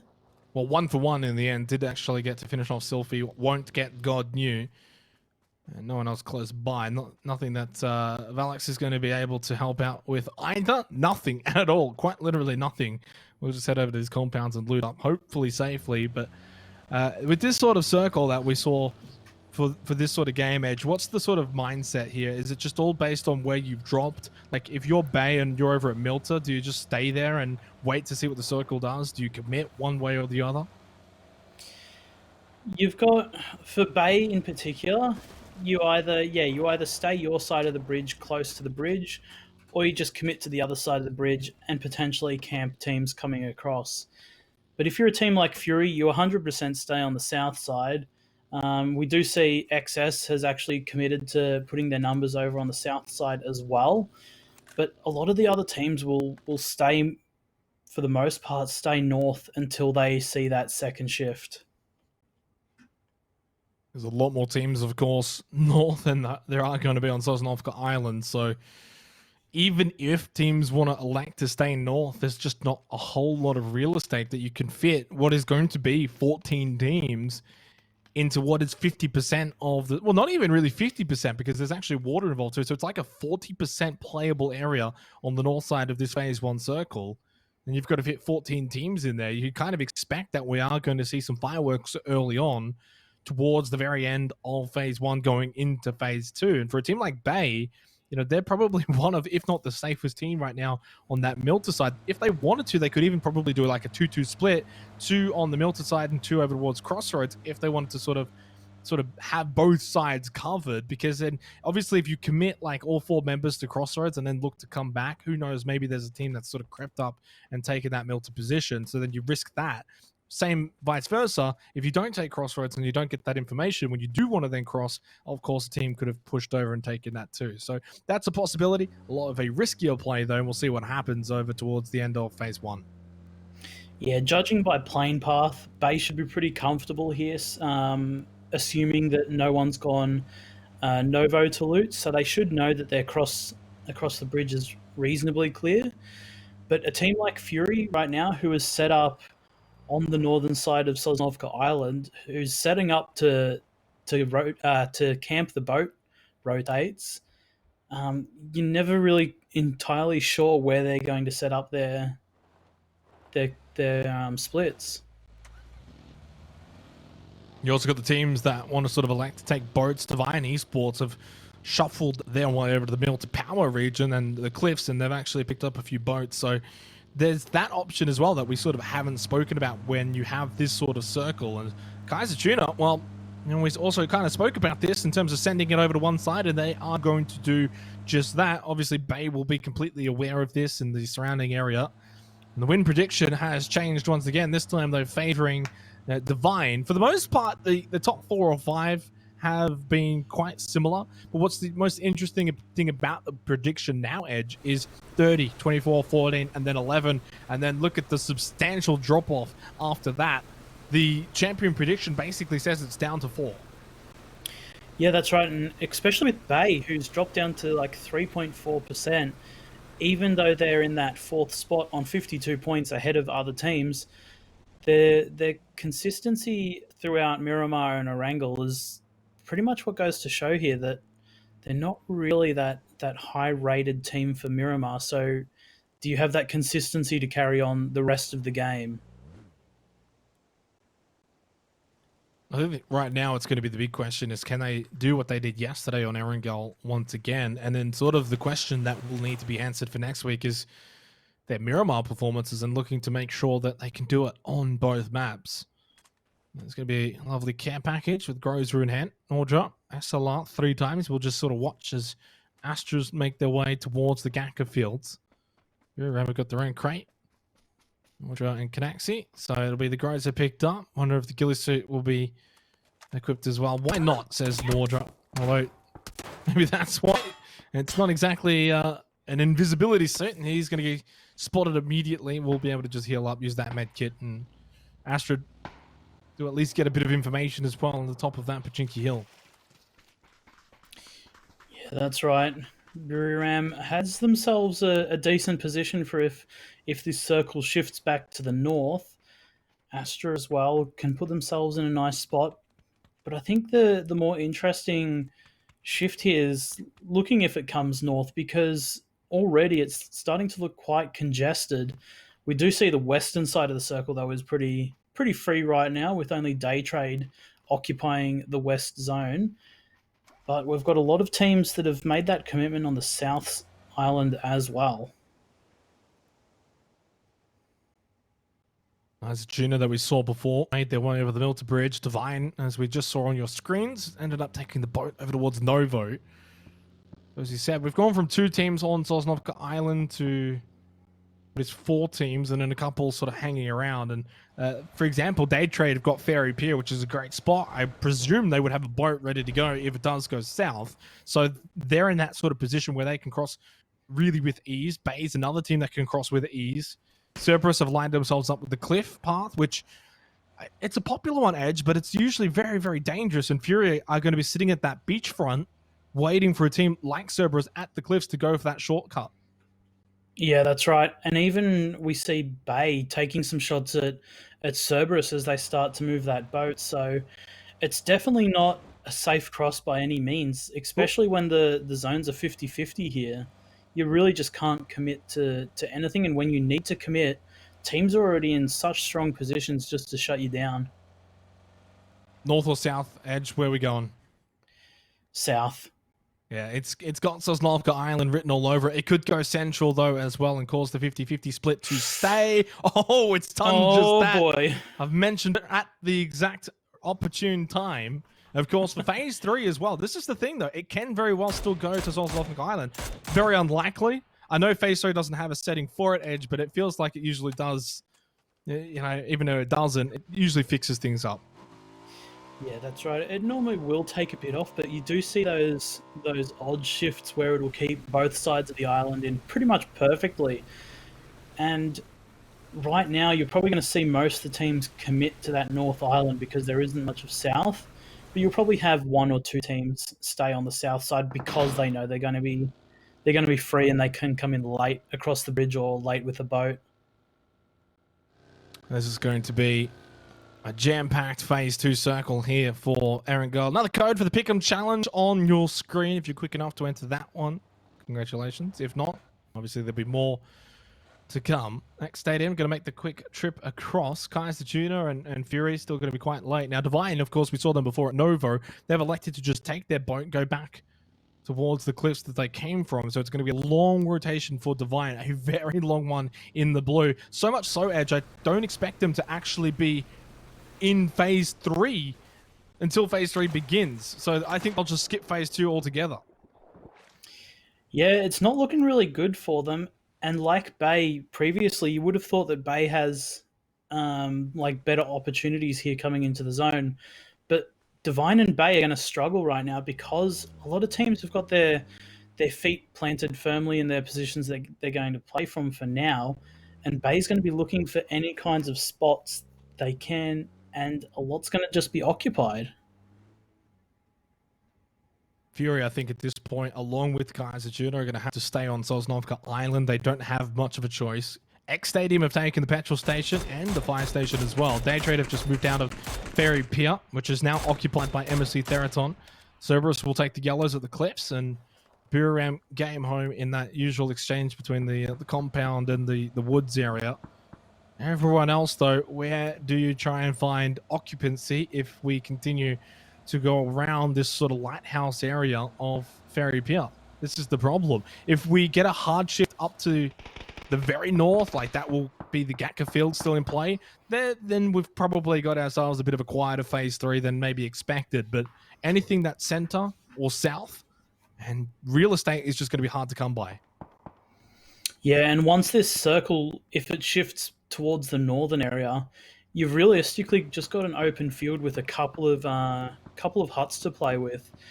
Now, I'm pretty sure on this event server, the huts have not been made to...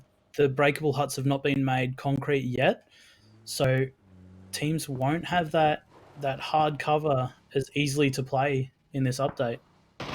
20 seconds till phase 3 as we have a look at Cerberus Stadium, game home, all close by. I was pretty much spot on the money, by the way. If we look at the map, you can't even see Divine. They're just now crossing farm, so they're definitely not going to get in until phase 3 does commence. In fact, they're even further behind than I even thought they would be. I didn't think they'd get here till phase 3, but let's have a look and see what we get from this. Of course, it kind of just fixes things up as it usually does, and then phase 4 will do the rest to get rid of the water. This does mean, of course, Kaiser Juna, Fury will have to make their way over the bridge. Really, for Fury, though, it just seems like they're going to breach someone. What option do you have? If you don't breach, you're going to end up driving by 5 teams, and you're going to get shot to death. Yeah, and it looks like Fury's looking to do just that, as they'll probably take that send across the bridge and potentially breach the first fire station building they see. And it wouldn't be a bad play as the team there has the 2-2 split, but it's always a risk running that breach without having like a good, solid entryway. You don't have many options, though. There's not much you can really do. Nice nade, though, from Linksy. We'll get the elimination onto Puchels. Linksy Ronan just being quite wary of the bridge. Something else knocked down from a distance from Noreen's on the other side of the road. Daytrade will pick up their first kill of the game here at the 13.5-minute mark. Brilliantly executed. Minute 50 seconds until phase 4, and by the way, Divine are still in the blue. So not only phase... Oh, what's going on here? Bay just going to pull up the shack, but from the future, just going to keep on driving by. Headshot from Safia, perfectly placed onto Orkarin. And now can just get into the shack for safety, pick up the kill. Bay are on the board. From the future, we'll just have to keep sending it. But this is sort of what I mentioned could happen to a team like Fury.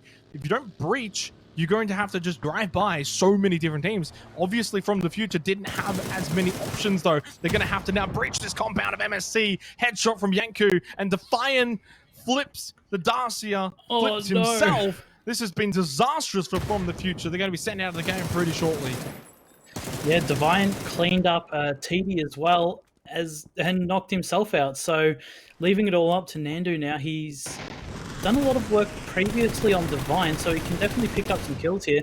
As we see Nico and Zoid teaming up to take out one of the MG players.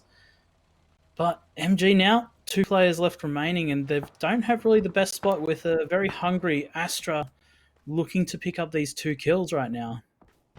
Astra with 4 alive. They struggled on Erangel yesterday. They've gotten off to a decent start here. I believe Inside actually swam over underneath the bridge, so they had a man on the ground to have a bit of a watch, and they're going to go for the Wizzy Tower instead. Now you does really well, but not well enough. Ronan gets out of Dacia, had a bit of help as well behind him.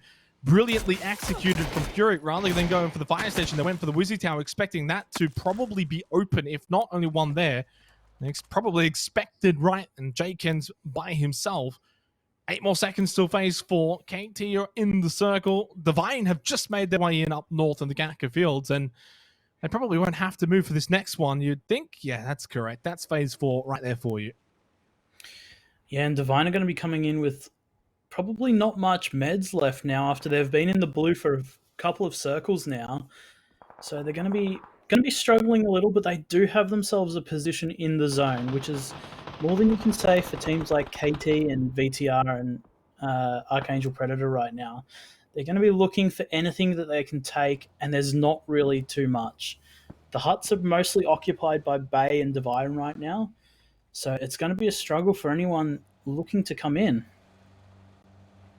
Somehow, Fury have found the open compounds on the eastern portion of Ferry Pier completely available, but the game sort of says in the story that it's playing out right now, they're going to have to push up north into day trade at some point, or potentially take the fight against the other teams on the more western side of Ferry Pier. Soulaby, sort of live for Magic Esports. He's going to spot Savoy and now falls back to the Darcia and the Rock. And, well, his Darcia is about to explode very soon. Doesn't have many other options, not inside of the circle. And if you're going to have a Darcia that's going to blow up and sort of try and provide you cover, you need to do it. That's going to be in the next circle. And fortunately, of course, unlike the old PUBG, it would have blown up instantly. That doesn't happen anymore, so you can take those sort of risks. Nice shot, though, onto Vega God from Style G. Had to get the refrag to help out Bot Bats, who had been knocked down. Surprised on the pier. Yanku and Rossiter Jr. not there. Soulaby, though, ended up dying to Genforce. Fury make their push over. They hear the shots. They want to get involved. And they can get involved on 2 wounded teams in MSC and Kaiser Tuna. Yeah, this is an incredibly good push for Fury here. They know that they can potentially third party or even leapfrog all these teams. So even if they go for this fight or just go for the northernmost compound, they're going to be able to pick up a couple of kills minimum coming in. As we do see Cow picking up Rossiter Jr. MSC with only Janku left standing right now. Vega God is still knocked out near the pier area. So Janku's going to have to do some heavy lifting to keep his team in this, especially with KT starting their push into the zone as well. We just touched on the 18-minute mark. 55 seconds away from phase 5. Still MSC, Kaiser Tuna battling it out. Fury watching close by. A lot of repercussions here. Fury can sort of just rack up a large amount of kills. Not only do you get the kills, but you also get this position of the zone. South end is all but yours then. And you can then buy so much more time. They're well positioned here, though.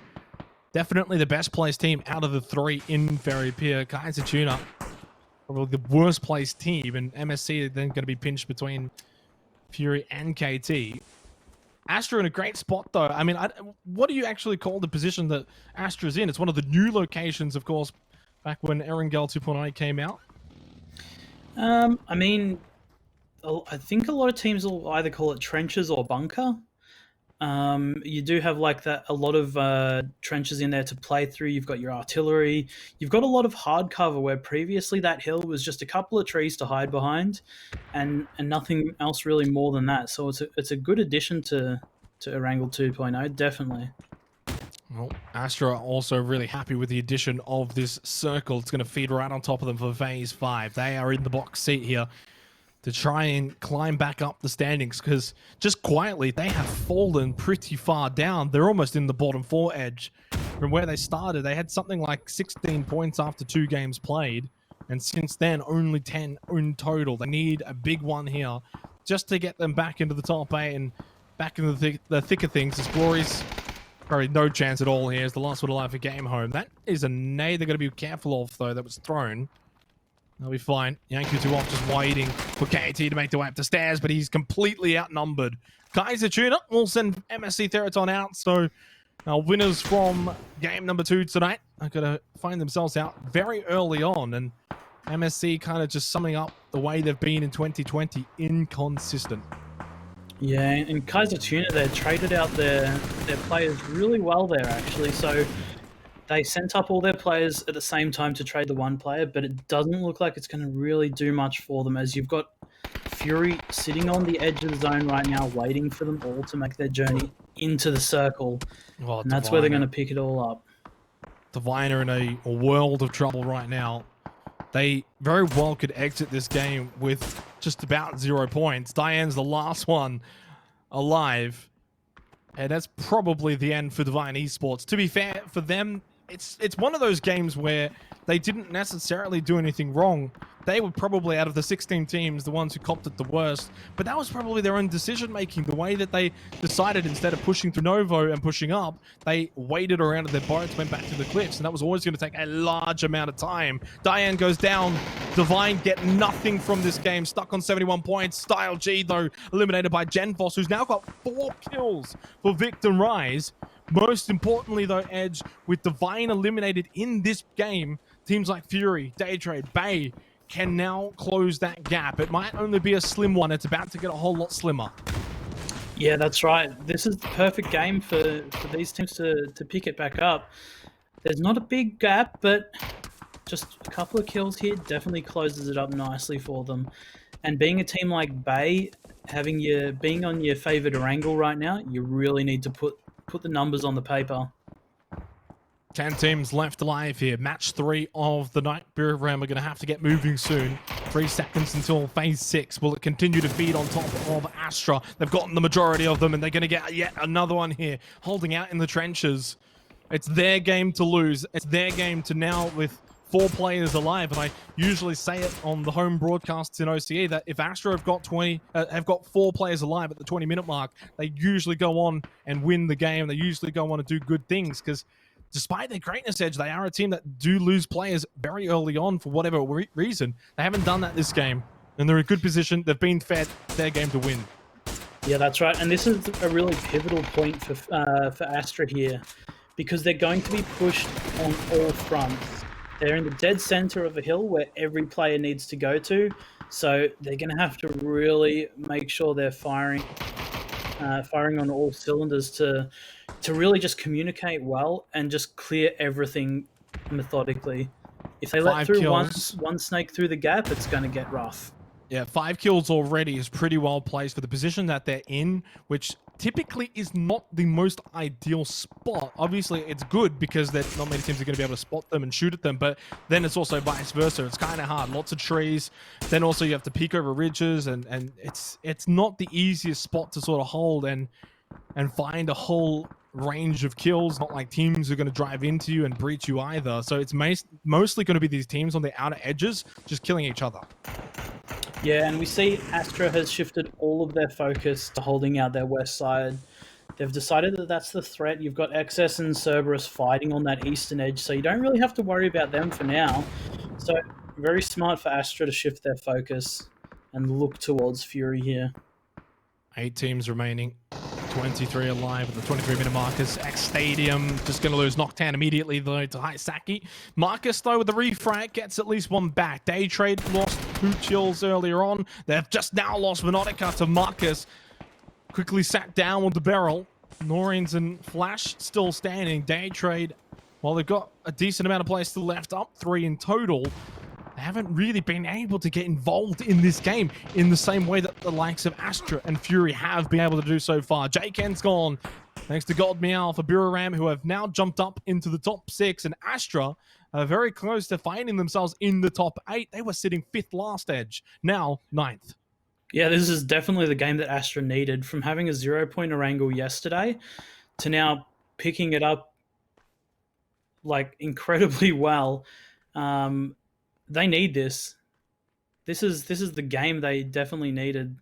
If they can pick up all of Fury here, hold out DGX and potentially Day, like they can. This circle is going to push everyone into them. Bay, Buram, Day. They need to pick up every single one of these kills and try not to drop any players. That's the big one that you mentioned at the end, not losing any players. They've got 9 kills. It's kind of job done already in terms of kills. Now you've just got to hold on and win the game and really capitalize your point investment from this circle feed. And really, over the course of 24 games, every team is going to have a game where they just get a bit of fortune, something to go their way. This is it for Astra, but you still have to capitalize on it. We've seen time and time again, teams get fed like this, but walk away with 3 kills in 3rd place. Yeah, that's right. It's easy getting fed. It's hard winning off a feed. So Astra's really got their work cut out. They do pick up Ronan there, so that'll be Fury down to one player left in Jukesy. So you've got low numbers. You've got Day Trade who still has their 3 players up. Breweram on 2 and Bay on 2 as well. DXG, sorry, on 3 players. So they've got potential to pick them up. Jukesy does get taken out finally here. Lynxy actually getting... That's definitely not what you need here for Astra. This is the move that Day Trade will probably need to make, is to push up onto Astra. And knowing that there's a player down, this is their go time.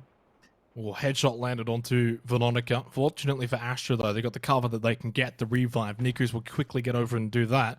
Just the 1 kill still for Day Trade Gaming, but they are into the top 5 here. And look at the leaderboard to the left-hand side. 3, 4, 5, 6, and 8 all still alive. This is going to put a lot more pressure onto the likes of Fury, Divine. Fury did well to at least cut the deficit in half from 14 to 7, but now these teams below them are also going to catch up. And well, we had sort of a top 4 forming.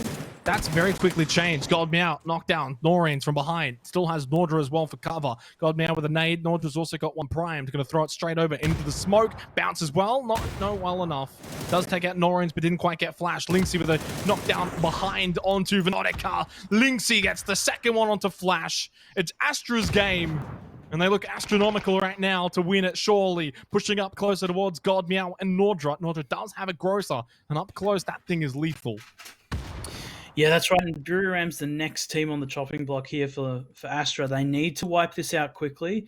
If they can clear this out, but it doesn't look like they're opting to. They're wrapping the west side of the zone. They've given up control.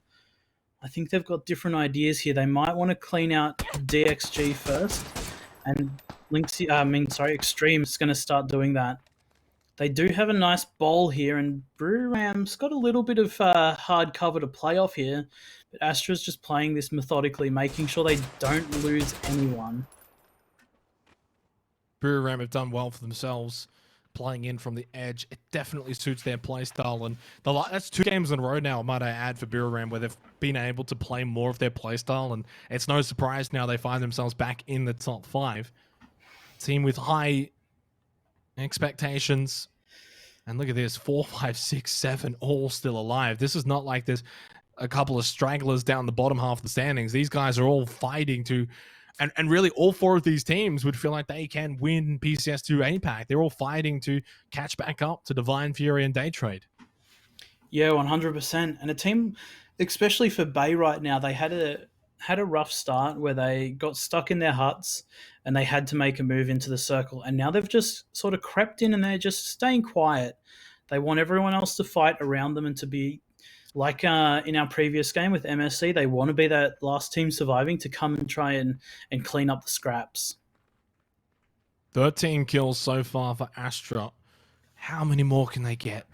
There's a real possibility that you've got 7 players remaining as your opposition, so 20 potentially on the cards. That will be tough, though, as we have a look at our final resting place for phase number 9. And really, the longer this goes, the worse and worse it is for Astra, because they're going to lose that position eventually. Fortunately, they've still got all 4 players alive, but there is 3 up for Division X Gaming just to their left-hand side, and it's kind of like 4 corners right now, the north, south, west, and east. Long K knocked down Lynxy. It's all a matter of how many kills can Astra get, but also on the flip, that at some point, the 3 opposition teams could all look south towards Astra, and that makes it hard. Don't think that will be the case, because as you can see, Buriram very close by to Bay, and vice versa. They're going to be looking at each other.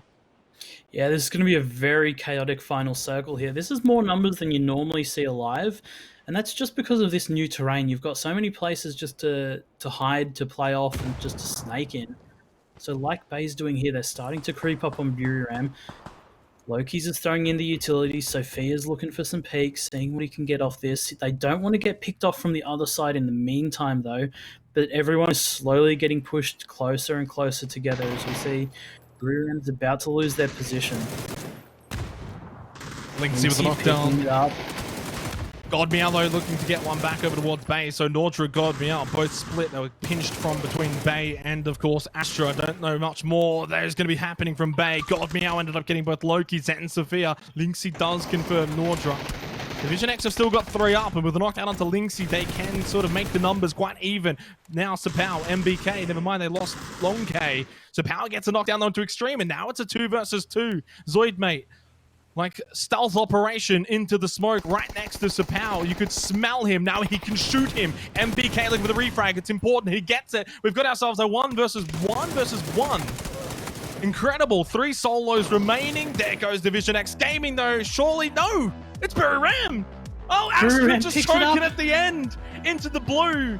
Somehow they've lost the game. They finished second, but with a ridiculous amount of kills, they'll still walk away with the most points edge. But Berry Ram United Esports, we talk about their edge play. We talk about them pushing in from the blue with the circle, finding kills. It worked for them this game. Yeah, absolutely. Berry Ram playing on that edge are just such a dominating force. They don't like getting the feed, but they'll take it. But, you know, you really want to play off the edge. They're so strong.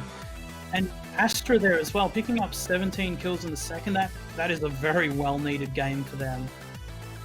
Very, very unfortunate that for Astra, they ran into Division X Gaming rather than Berry Ram, because if they had have ran into Berry Ram first, they would have been a pretty easy wipe. It would have been 2 or 3 on 1, and then they could have taken on Division X. Instead, because Division X ended up taking the fight with Astra, it's really always sort of the dream scenario. If you're the solo, have the 2 teams with 2 or 3 alive each, fight each other, they get wounded, and I'll come in and secure the win. And that's basically what happened for Berry Ram. Yeah, that's absolutely right. They played that to perfection. They only had the 1 person remaining, but they cleaned up Bay. They waited for Astra and Division X to start fighting, and then they just took the last kill. Simple as that. It was just little old Nikos left alive. He was struggling for his flush there in the smoke, but he got it in the end. And so, yeah, I think if you're Astra, you're happy. You got your second. You could have got a first, yeah. But you know you needed those points. It's 4 missed points, which, look, I mean, the difference between that would have put them, okay, into 6th. Instead, they're in 7th, behind 2 points of Division X. So nothing too crazy in the grand scheme of things. The fact that they picked up 17 kills and second place is still a 23-point game. Obviously, they miss out on the 27-point game, but hey, can't be too greedy. And for Astra, that's something that they can now use to sort of turn things around. I mean, it's already kind of turned around for them. They're right back in it. Suddenly, what was once a 50, almost 60-point gap, almost 60-point gap. It was like 50, I think it was about 55 points. Now it's more like, 26. Yeah, that's right. It's definitely doable. Like, they just had a 23-point game. All you need is 1 more of those and you're up in the top 2. It's very easily doable. And again, all of these teams have so much potential. Berry Ram, they can easily just pick it up and turn it on. Division X, they've been having some solid games as well. So it's not going to be hard for the teams. They've just got to put themselves in those positions to be able to pull out the wins or pull out the high placements with kills. The thing that also sort of coincides with this game is the Vine Esports got nothing. 0. They're still stuck on 71 points. All these teams, Astra, Berry Ram, Division X, Fury, Bay, it's the worst nightmare for Divine. This is not your bottom 4 teams making a comeback. This is the teams directly below you reducing that gap. And now the gap is 7, 11, 12. It's nothing. And that's to the 5th and 6th place teams. That's incredible how close this is. I know we've only played 7 games, but typically, at least in the APAC region, by game 7, game 8, you already got yourself a clear top 2, top 3, and the rest is sort of just raffling off for 4th, 5th, and 6th. Yeah, right, and that's what you love to see. You love to see all these close games. Even on the mid portion, it's still so close, and still anyone can bring it back in. Like, you look at Astra with their 23-point game. They come in and they put themselves in top 7. What's to say MSC can't do that next game? What's to say another team can't do that? It's so easy to just get yourself back in the contention of the top 6.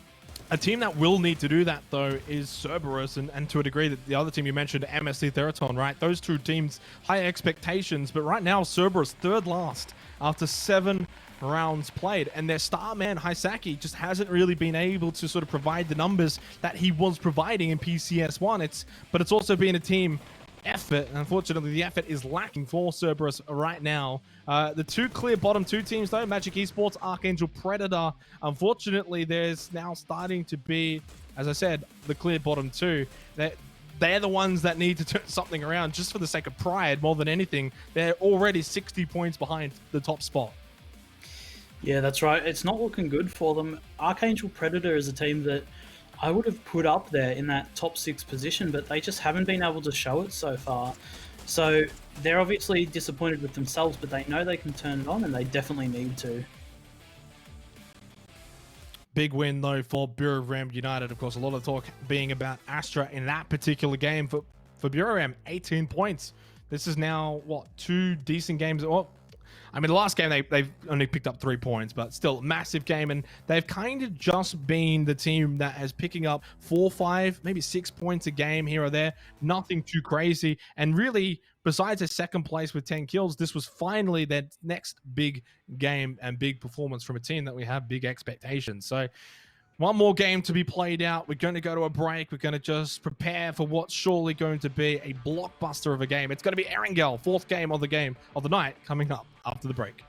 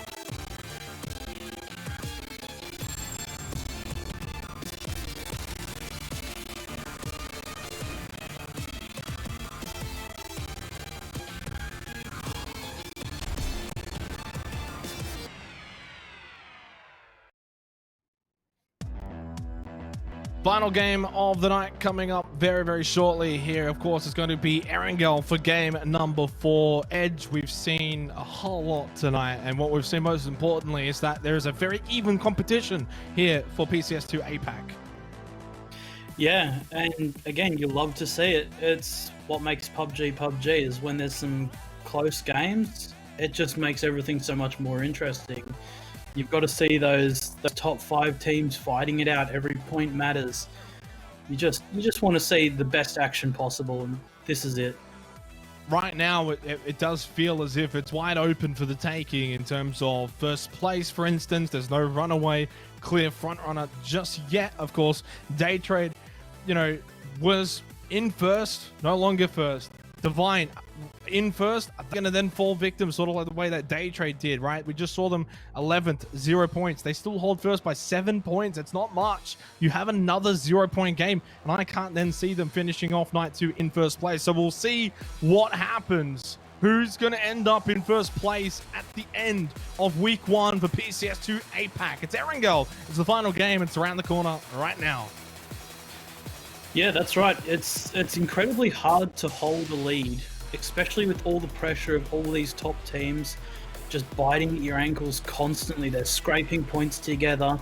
You can't afford to make mistakes. This is a 24-game format, but every single mistake you make, every other team can capitalize on. Final game of the night. As I mentioned, Divine with a 7-point lead over Fury, 11 points over Day Trade, 12 points over Battle Arena Elites, and then it starts to stretch a little bit more, 19 points over 5th place Miramar United, who have, of course, just freshly come off their chicken dinner, their first one of the tournament so far. The only team that has picked up multiple wins at the moment for PCS2 APAC is, of course, Divine, who won 2 in a row, for that matter, making it almost 3 with a second place that we saw earlier this evening. Pretty decent playing path. It's okay. Could be better. Could be worse. Not the end of the world for the majority of teams. As we look at the total points, though, for Erangel, it's still the Bay show. They picked up 7 points in the previous game, but of course, nothing like the 40 they got last night in the 2 games. So obviously, we kind of expected them to slow down Edge on Erangel. No surprise. It happened, but still 7 points. Not bad. Yeah, that's right, and they're keeping themselves in it.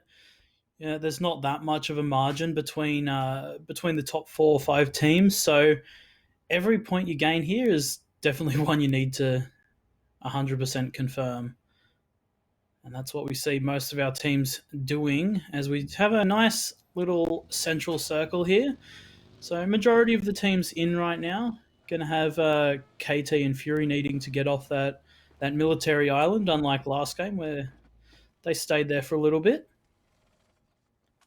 A good way to probably end the night as well, with a very, very centralized circle. Like you said, it could go just about anywhere still, but areas like Potato Hill, usually the most common spots. Pachinki can have a pretty major play in here, along with the farm region. It all obviously depends on sort of the circle over the next couple of phases, but that's the beauty of these sort of center circles early on Erangel, is that there's so much of the map in play. So for phase 1, we probably won't see too much because there's just so many options for teams to get inside of this circle. And then phase 2 kind of becomes an RNG fest. We kind of just have to hope it goes to our corner of the circle, right? Does it go north, south, west, east, or does it stay centralized and feed teams like Cerberus, potentially Divine, depending on where they position themselves, even from the future, Magic Esports and Game Home? Those sort of 5 teams around the current center point for phase 1, if it just keeps going center, they'll be happy.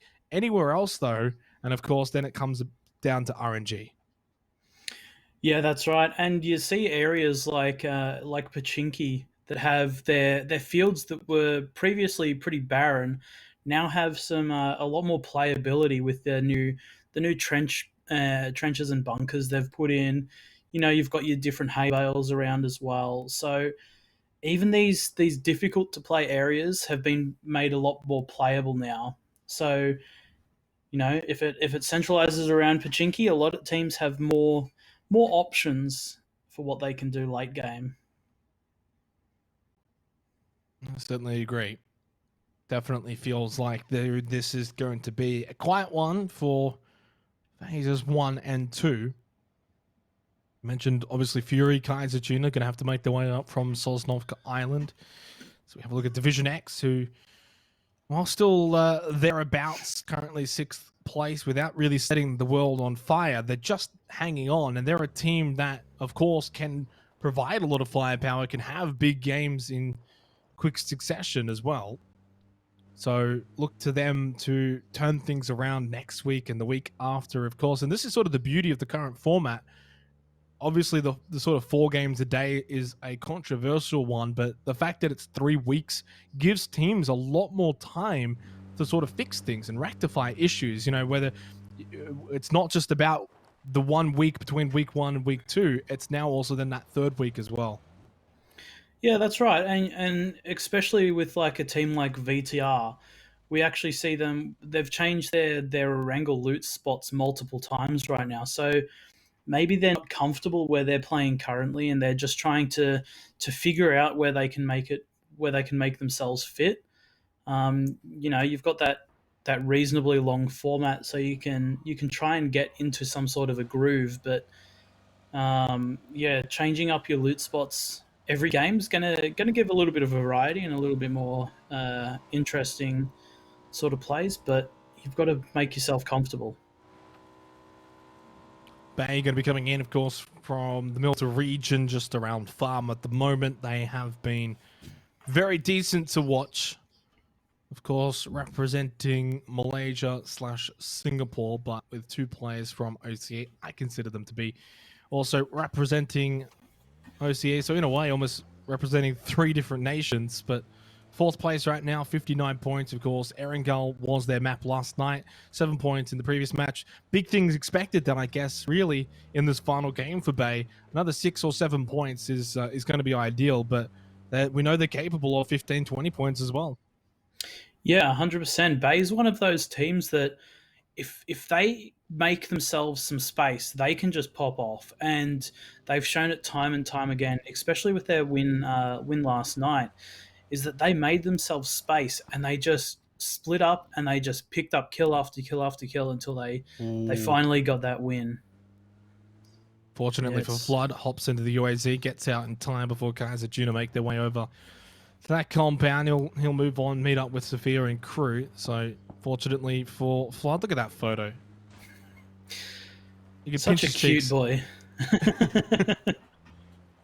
Yeah, you definitely don't want to overstay your welcome there. And the shark fin compound isn't really a high priority compound to be taking in this circle anyway. So you're more than happy to give it up without risking your life. Right now, total damage is in favor of Fury of all teams. They are a team though that it's not a surprise for me. They get a lot of damage. Sometimes though can struggle to convert it to kills, but 2nd place right now on the total leaderboard. They're doing very, very well for the damage that they have actually contributed. They are getting their rewards.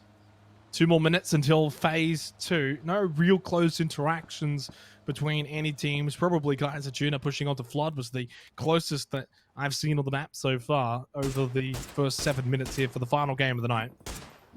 Yeah, there's a lot of space right now for teams to occupy, so you don't really see too many first circle engagements, but it looks like we might possibly have something with Fury and Day Trade here, where they're coming very, very close on the side of this hill, but it doesn't look like anything's going to happen with that as Day Trade continue on their pathway and Fury will look for a position to take up as well. Where's Fury going to go, though, from this position? They're going to get past Cerberus because they're getting shot at, head up through Snake Way. Bay's on the other side of that. Divine up north. There's nothing that's free here for Fury. Ghoul gets into the OZ. Now, this actually has just become free thanks to Ghoul vacating it from Cerberus over to Fury. So Fury have just been gifted a compound. Yeah, Fury is an extremely confident team anyway. If they felt that there was only one person showing presence in this compound, they would have 100% breached and taken the fight, because they just know that they can win fights when they're all firing on all cylinders and they're just hitting shots. So they're probably feeling it right now and they're just confident to take that compound by themselves. 30 more seconds until phase 2. The thing with for Fury's position, though, they are pinched between Cerberus, Bay, Divine also is around that area too. So if it does come down southward, obviously they won't have to move, but you can already imagine, Edge, if it does go north, it's going to be a rush of teams from that south point up to the northern side of the map. 10 seconds, phase 2, coming very, very shortly here. And we'll see. I'm kind of just thinking this might go center here. We've had a lot of sort of circle shifts throughout the night, and well, it's not quite center, and actually does favor the move we saw from Fury. And Cerberus may look to sort of group up that 2-2 split that they've got, 2 over towards the cliffs in Basil and Haisaki. May as well group up with Ghoul and Co. Divine don't really have to move. Bay definitely don't have to move either. Biram in a good position, still kind of playing edge, but also have got a lot of ground as well. Astra will be coming in from behind them. So a lot of teams pretty happy with this circle. There's only a handful that are really a bit displeased. Yeah, that's right. And teams like VTR, MSC, they'll all be trying to find any kind of playable area coming in from the north here, something that they can progress on potentially, but a lot of space is going to be taken up here. It's only second circle, and you see pretty much all of your teams already in the circle. So, there's not going to be too much. Ram's taking up a lot of space right now on their split between the dirt road and the northern compound to shelter. So they've got a lot of area to control here. If this centralizes up and they can hold the edge of their dirt road, like they're potentially putting themselves in like a very strong position to take the game home. Divine in a great spot too, looking to sort of just rectify things that happened in the last game where, look, a lot of it was out of their control. I still kind of disagree with their choices that they made. Obviously, it didn't help out, but to be fair, it's just not the sort of game you look at and say, well, that's, Divine in a nutshell. That's a one-off, right? And that's not really how they have been playing so far in PCS2 APAC. And you kind of expect them to bounce back here. So good position to do so.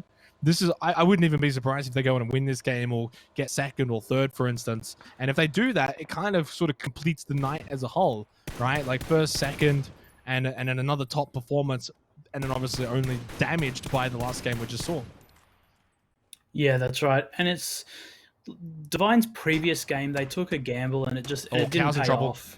He's in real trouble here. Just went out in the wilderness looking for more information, trying to scout out from that compound that Fury have got. Immediately ran straight into Basil and Haisaki, who didn't quite group up with Ghoul and Subang like I thought maybe they would. Fortunately for Cal, does make it back safely, takes a bit of damage, but at least gains information. That's a win for Fury. And it's really weird to say that, but it's a win. Yeah, that's right. A lot of the compound that Fury's at currently, you don't really get too much information the further you go east. So Cal sort of overextending for a little bit of information there and not losing his life is definitely a win. But if this does go east, they're going to be trying to probably make a breach. As we do see Ronan actually picking up a kill onto Long K, getting knocked out by Sapao, but he does have his team very close by to potentially trade this out. Division X close by to both Fury and Cerberus as well. For Cerberus, though, it's only Ghoul and Subang. We saw Basil and Haisaki before, of course. They're not going to be able to get over here and help if Cerberus get involved in this, which I'm not sure if they will. It's only the 3 members of Division X Gaming as well, so they can't really be too overly aggressive right now. A lot of them should just be waiting game for Phase 3, which is going to be taking place. And continues to just hang around these dirt roads, and farming is still in, yet no team actually located inside a farm. This circle is not going to be kind though for the likes of Astra, VTR, Magic Esports, MSC, inside of Pachinki, Archangel Predator as well. But for Bay, at some point, Edge, when do you pull up this 1-1-1-1 split? I mean, they've got to group up now by surely. It's Phase 3, and there's going to be so many teams looking for real estate. Yeah, that's right. This is probably the circle where you do it. The circle has a very low chance of shifting south more here. It is Phase 4, so it will pull as much water out as it can. But Bay should definitely look at grouping because there's a high chance that they just get breached here. And there's a lot of cards coming right now, so Sophia is doing exactly that.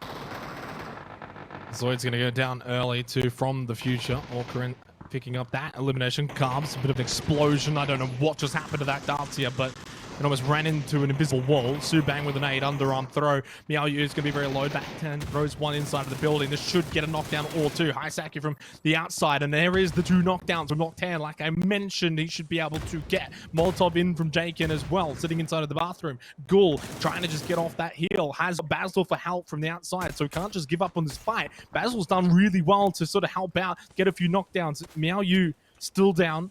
X Stadium inside of the Molotov is Noctan, and he's going to be down as well. Ghoul is pretty much full health too. They have just almost thrown this one. If Ghoul has a nade, underarms it outside, make sure he doesn't hit the barred windows. I mean, that's not it. That's not going to really do much when you just throw it straight into the vehicle. And he's not going to achieve anything. Flood with a knockdown of the Tonke, who's going to be eliminated by Flood, helping out killer of Archangel Predator. And Cowl's going to be breached as well. MSC Theraton have just come in to Fury's compound. It's a pretty large one as well, so kind of difficult if Cowl's building specifically does get breached. Not easy for then the others to help out. And well, the last minute has just been beyond chaotic. Finally, Ghoul is going to be breached, but it's Jaken who loses out this exchange. Can he get another one who pushes into the bottom as well? Yes, he can. He gets a second. Looking for a third. Quick reload. Can't get the headshot. Basil's not there. Finally, X Stadium will deal with the Ghoul in the bathroom. What an absolutely chaos circle shift. And as you see on the map, is Sophia stayed in his southern compound and never got breached. So all the teams that had potential to breach him just went north. So you're laughing if you bay, you can keep all of that control, but it was just absolute chaos around the central area of the map. Everyone's just rushing to try and find whatever they can and just breach and hope that they win their fights. Phase 4. Who gets fed? It stays central again. It's been that way pretty much for the entire game, really, hasn't it? And Bay still haven't got Sophia grouped up with Flood, Loki's, and Neferhor, and they've got so many teams so close to them here at Snake Way. Magic Esports, VTR, obviously Cerberus are there, X Stadium are there, Divine as well, further up north, Fury on the move. But where are they going? Really, the only thing I can think of is either Sophia's compound or they find an open area that blocks a lot of sight lines thanks to the ridges. And I don't know, Sophia putting on shots early, gets the reward, knockdown onto Jukesy. Fury are not going to be finishing off the night in a strong manner, unfortunately for them. Fortunately though, they've been pretty good every other game, but down to 2 players remaining. Yeah, it's not looking good for Fury right now. A team who would have loved to... They've had a strong last game, as that looks like they're re-breaching the compound that XS has just won. So XS not out of it yet, as Insight picks up Marcus very quickly. Insight needs to heal up. Ronan wants to push in against Miao Yu, but Basil is in the hut still. Can potentially be a thorn in Fury's side right now. The push does look like it's still coming out. Ronan wanting to push to that back door. Basil not really doing much to sort of slow down Fury, but the res is coming up onto Marcus right now. Fury pushes in. But Marcus is still going to be very low, so Miao Yu has to be the one that goes out early. They did get the flush onto Ronan thanks to Marcus, but Insight will clean up the other 2. Can you believe it? 17 minutes gone. That was the first team eliminated.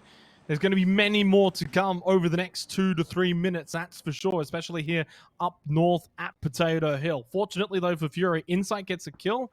They get also a decent player inside of the circle, but I think MSC Theraton, from what I can see on the map, are actually going to make their way over to that position as well. Insight trying to shoot as early as he can. Daytrade, though, pushing up onto the other side here of Pachinki, of the Potato Hill, I should say. As Norens will catch off guard Sylphie. Insight did, in fact, end up getting eliminated. That's what I was sort of trying to point out from what I could see on the map. So Fury are out. 68 points for them to close off the first weekend. Defying the knockdown onto something else from the future onto Game Home. Yeah, we have 3 teams on this northern side here really fighting for a very little piece of land to set themselves up into the next circle. Game Home, Daytrade, and From the Future right now. So they're going to be trying to clear off the other team so they can potentially use this land. But then even if you get a position here, you've still got Astra and Booram just on the edges here that are just going to constantly be a thorn in the side. God New does push up and get the knockout onto Flash. We do see Day Trade re-pushing back towards Game Home, though. Nothing to come out of that right now. It looks like Buran and Astra are fighting at the same time, so Game Home losing one player left, opting to get into that UAZ and drive away, but gets taken down by Venotica. Game Home Esports eliminated. Currently holding on to 8th position. We'll see if they actually stay in that spot by the end of this game. Orange and Flash eliminated. And Veronica, the last one alive for Day Trade. Oh, hello. Astra have just been wiped out by Edie with a 3K solo single-handedly. Got me out. Canaxi, they weren't even there to help out. Edie's has sent them to the stars. Gen Foss with a knockdown onto Nordra, and then stolen by Kaiser Juniors' Bot Bass, and Day Trade also will bow out pretty early. So in terms of the teams from the top 8, that's now 4 teams gone. Divine, Bay, Buriram, and Division X Gaming all still remain for the 4 teams inside of the top 8. Yeah, and from what I've seen so far is you definitely don't want to get caught out on the edge by Buriram. They're just so strong doing that edge play, although Canaxi does get taken out by Chibrit there, so they've sort of got to congest a little bit and take their fight against from the future now. But we do have DXG I was right the first time. Sorry, DXG pushing into the zone right now. They're looking for any space. They might opt to fight against MSC here, that central compound that's been contested for a very long time right now. Edie just wondering if he wants to turn things back around, and too little, too late. Headshot from Defiant. Victim Rise taking a lot of shots at Kaiser Tutors. They rotate in to the middle of this very congested circle. Oh my lord. That's one that might just fall down and squash someone. You got to be careful here. Hazard warning. Bot Bass knocked down. I don't think Kaiser Tuna are going to be very long for this world. They're out. And they've left quite a mess behind as well at this broken down shack. Minute and 10 seconds till phase 6, final game of the night, and it's a doozy of one. It's a messy game right now. 4 kills though for Battle Arena Elites. They're still hanging around. They're still finding kills and points here on Erangel. Divine though with 4 players still up as well. After their poor game, of course, in the 3rd match of the night, they are looking to finish things off in a strong manner. On the move now, Division X Gaming. Or are they just going to try and hold on to one of the buildings that's still in here for phase 5? Yeah, that's right. And Divine's going to be wanting to extend their lead as much as possible here, especially with Fury and Day Trade out. They only need about 5 points to catch up to those 2 as well. So, you've got 2 teams in this who are just going to be trying to get as many points as possible. Bay to catch up and Divine to just extend their lead right now. So, and they're in the good spots to do it. Bay can definitely make some strong pushes here to get a heap of kills and potentially turn this into a win, depending on what the circle does. From the future, 5 kills. They themselves were close in one of the Miramar matches to finding a win. Failed to do so. Nando almost single-handedly clutching it out and just came up short. Can they get something in this game? They are one of the rare teams that have also got 4 alive. It's them, VTR, Bay, and Divine. Of the 9 teams remaining, 4 of them with 4 players still up, coupled with 3. It's really the bottom 3 teams on the ranking, Cerberus, Magic Esports, Archangel Predator, that are all very low in terms of players actually remaining alive for their respective teams. Of course, though, they're going to be happy that they can potentially get a few points in this game for those teams down the bottom. It's good news for the likes of Divine as well, of course. They can gain separation from the teams that bailed out. Nice little UAZ flip some way, just trying to hold on. It has plenty more vehicles for cover, though. And it's time from the future to get a move on and send it down and get involved. Chibrit knocked down by Salabi of Magic Esports. And I think they may just send it over to the smokes, then maybe go past them. I'm actually not sure where they want to send it. Maybe MSC Theraton. That could be the location. But Yoshimimuri, Vega God, quick double knockdown. Yoshimimuri gets them as well. As they come up, they just get swept aside by the Thailand MVP. MSC Theraton, are they back? Are they here for PCS2 APAC? It's taken them a while to get going. But Yoshimimuri with a quick 4K gets them up into 11th on 33 points. Yeah, this is definitely a game that MSC can convert potentially into a win and get themselves really into contention, because DXG is just literally like 17 points ahead of them. So, you have a good game here and you get top six, you're definitely in the running here. Team like Archangel, though, they need a lot more than a win and a couple of kills here to really bring it back, though. They're sitting on the bottom right now, closely by MG, who's also still in the game, but they do have a player knocked. So two teams here that are struggling right now, but need to start picking it up. And CJ does finish off the last player from Magic Esports. Because of that, Bay get an extra placement point, shifts them up into third place. Killer. Can't find anything though for Archangel Predator. They're off the bottom at least though for the Philippines team. Not dead last anymore. That'll be Magic Esports. Kamal's eliminated by Diane of Divine, and that's now 7 points gained for Magic Esports. Sorry, for Divine Esports, I should say. And speaking of gained, Battle Arena Elites have just gained a few more kills as they eliminate Division X Gaming, jumping up into second place now. And that means, of course, they will, at the very least, at minimum, finish the night off in second. If they want to take first, they need to wipe out Divine very quickly. Yeah, and this circle's definitely in Bay's favor. Divine has a lot of work to do if they want to really get in and push the envelope here, because they've got MSC in their way. MSC's been doing a lot of work right now to keep themselves in it.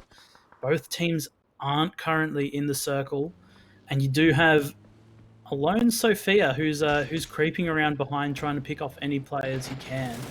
So there's going to be a big fight breakout now between MSC and Divine, and this will really be instrumental in either team's progression in this tournament.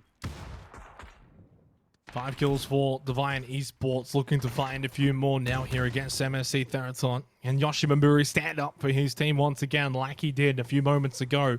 Diane with 3 of the 5 kills for Divine. Smokes aplenty. A lot of utility going to be utilized. Bay looking to get involved as well. Try and pick off a few kills. Put the pressure onto MSC Theraton or Divine. They don't care which one way or the other. Well, that vehicle almost gets a couple double nade kill for Sophia onto Yoshimamuri and Rosetta Jr. He'll confirm them as well. JN got Vega God, and that wipes out MSC. 9 kills now for Bay. And there is just vehicle explosions left, right, and center right now here on Erangel. Divine, though, was still 4 up. No casualties for them in that fight. It wasn't really a fight for them. And really now, Edge, this is going to come down to Divine versus Bay. Yeah, absolutely. Bay really did the heavy lifting there for Divine. They pretty much cleaned up all of MSC, and Divine just walked in and picked up the last player. So this is brilliant for Bay here. If they can support Sophia in this really aggressive position and wipe out Divine, they can really put themselves in a spot to just win. And that's not good for Sophia. He does pick up Jayan. He takes a lot of damage, and Diane gets that nade up onto Sophia.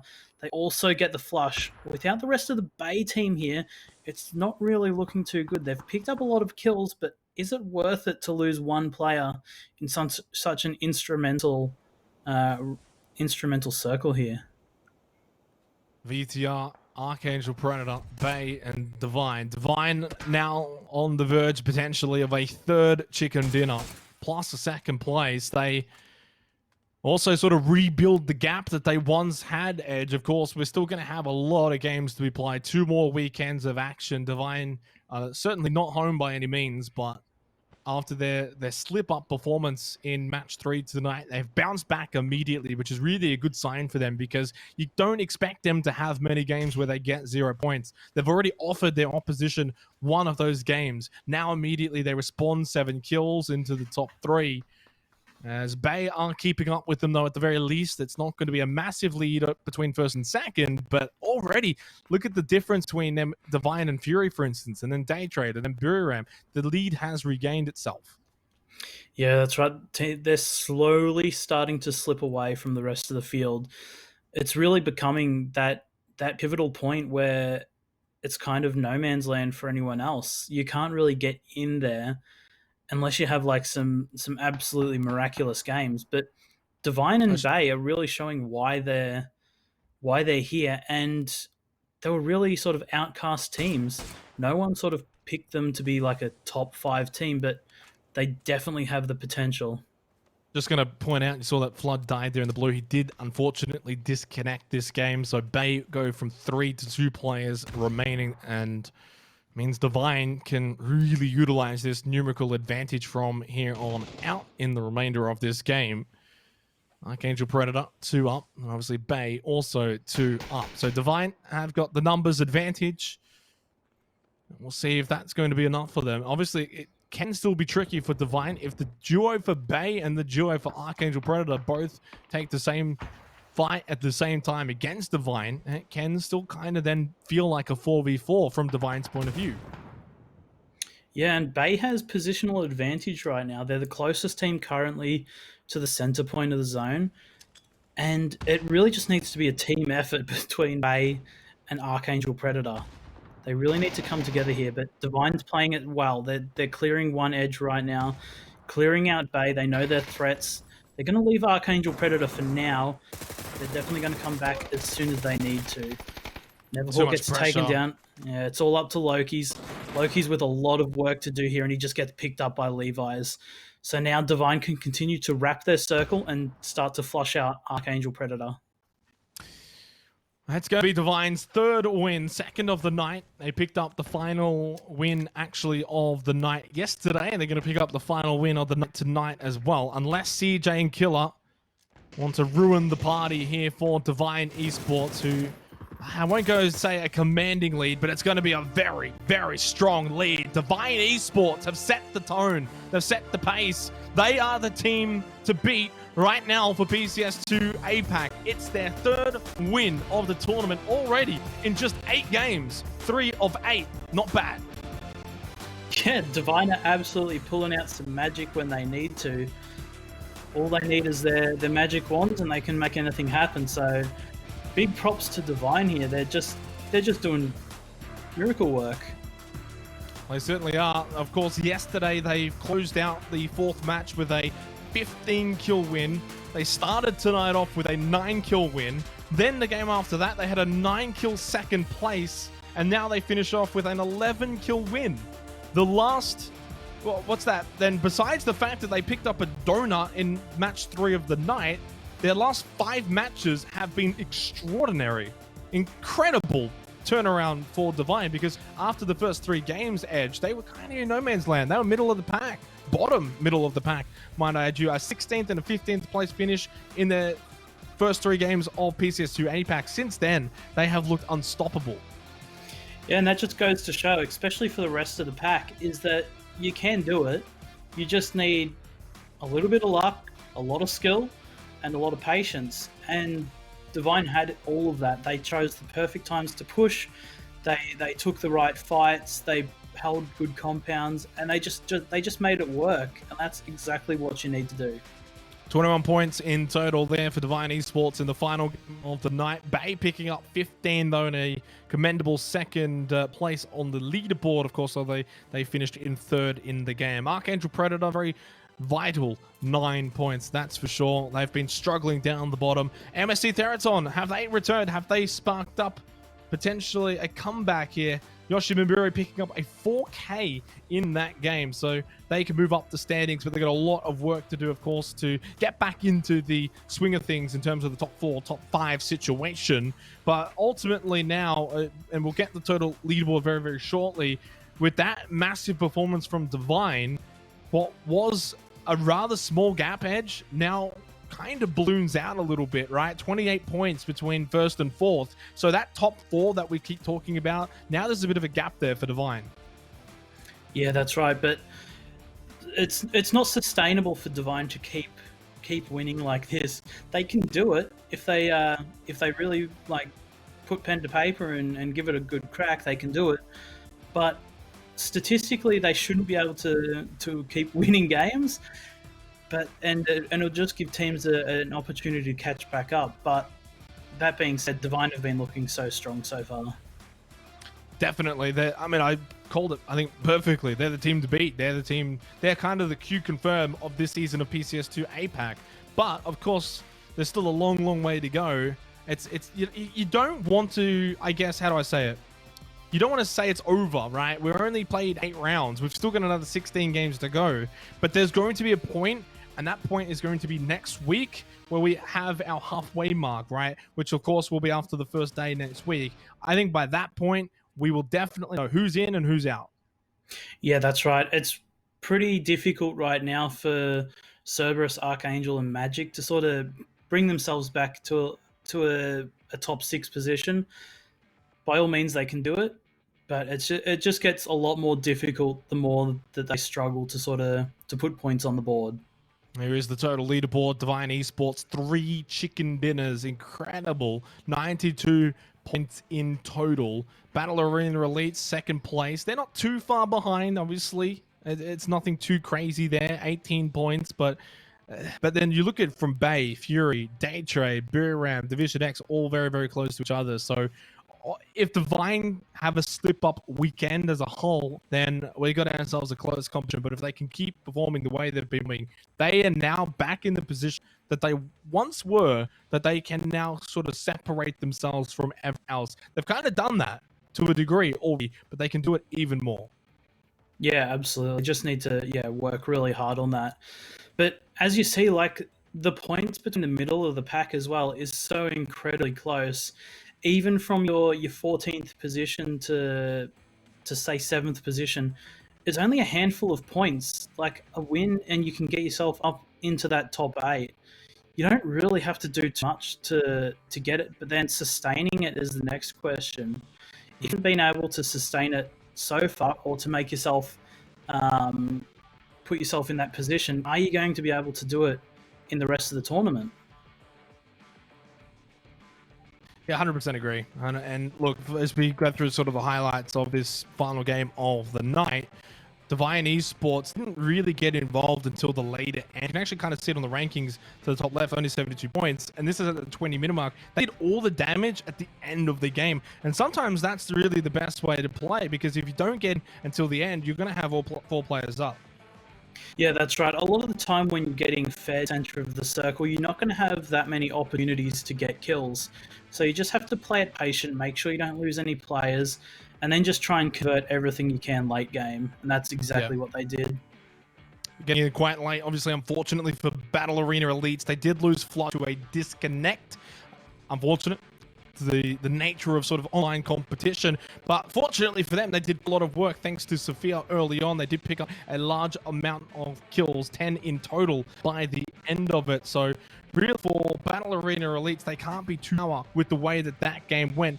Obviously, in their minds as a team, they would probably be feeling like if Flood did disconnect, they could have done a lot better against Divine. Wasn't to be, though, and you can never sort of just dwell on those things for too long. Got to pick yourselves up, move forward to next week, and try again. We're going to be having our one and only interview for the Knights, Jukesy from Fury, who, of course, have been doing quite well for themselves. Jukesy, it's been the definition of consistent from you guys, except for probably the last game tonight to round it all up. The only thing you guys are probably missing is a massive, like, 15-kill win.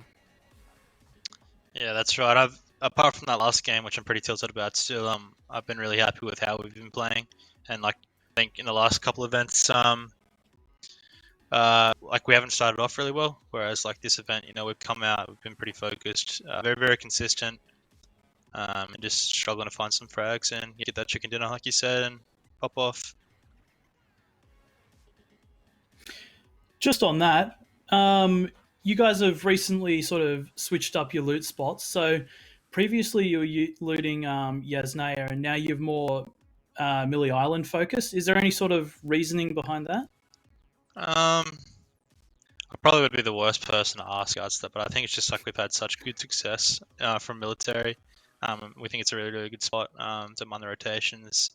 But we've also, we've always had Yaz in the back of our head. I think it's just more so because sometimes it's hard, it's difficult to like share it and whatnot, and then that kind of can be difficult with rotations and what.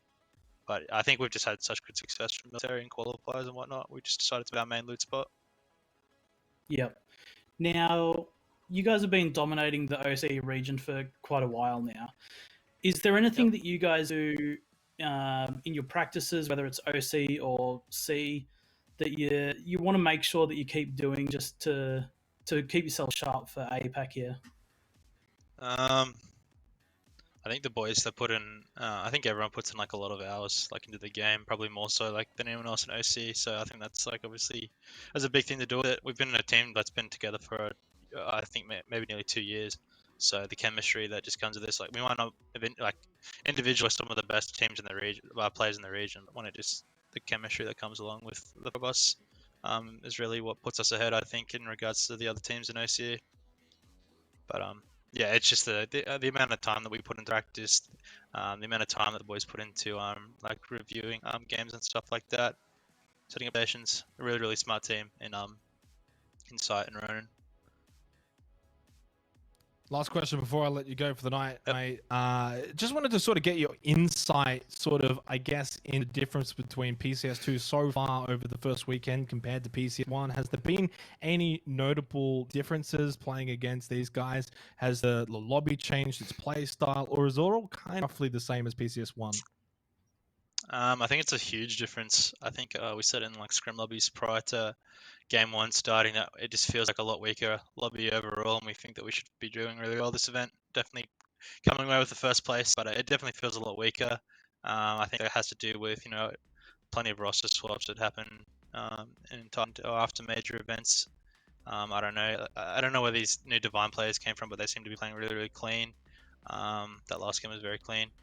But like the main teams like Cerberus and Brew, MS, I feel like they're underperforming a lot. Brew not so much, and they'll probably pop off. But yeah, it does feel like a lot weaker lobby than PS1. I know your expectations are first place, currently in the top 3. Best of luck over the next 2 weeks, mate. Cheers, thanks boys. That was our one and only interview for the Night Edge. And look, Firebird saying that the lobby has become weaker, apparently, since PCS1. That's their minds. But really, as a player, that's probably the mindset you want to have, right? Sort of, well, without underestimating your opponents, you don't want to give them too much confidence. Yeah, definitely. And especially with like a team like QC who won the previous one and absolutely dominated, like it's pretty shocking to see them not qualify. So, technically the lobby does look a little bit weaker on paper, but even still it is like incredibly close up the top. Definitely, it is still very much anyone's game, but right now, Divine Esports are the front runners. They will be the hunted going into next weekend. That's going to be us done for tonight for PCS2 APAC and us done for the weekend. Thank you very much, Edge, for filling in for Alfish Guy for tonight. We will be back, though, of course, next weekend on Saturday and Sunday. So stick around, though. Later on will be Europe in about 4 hours' time.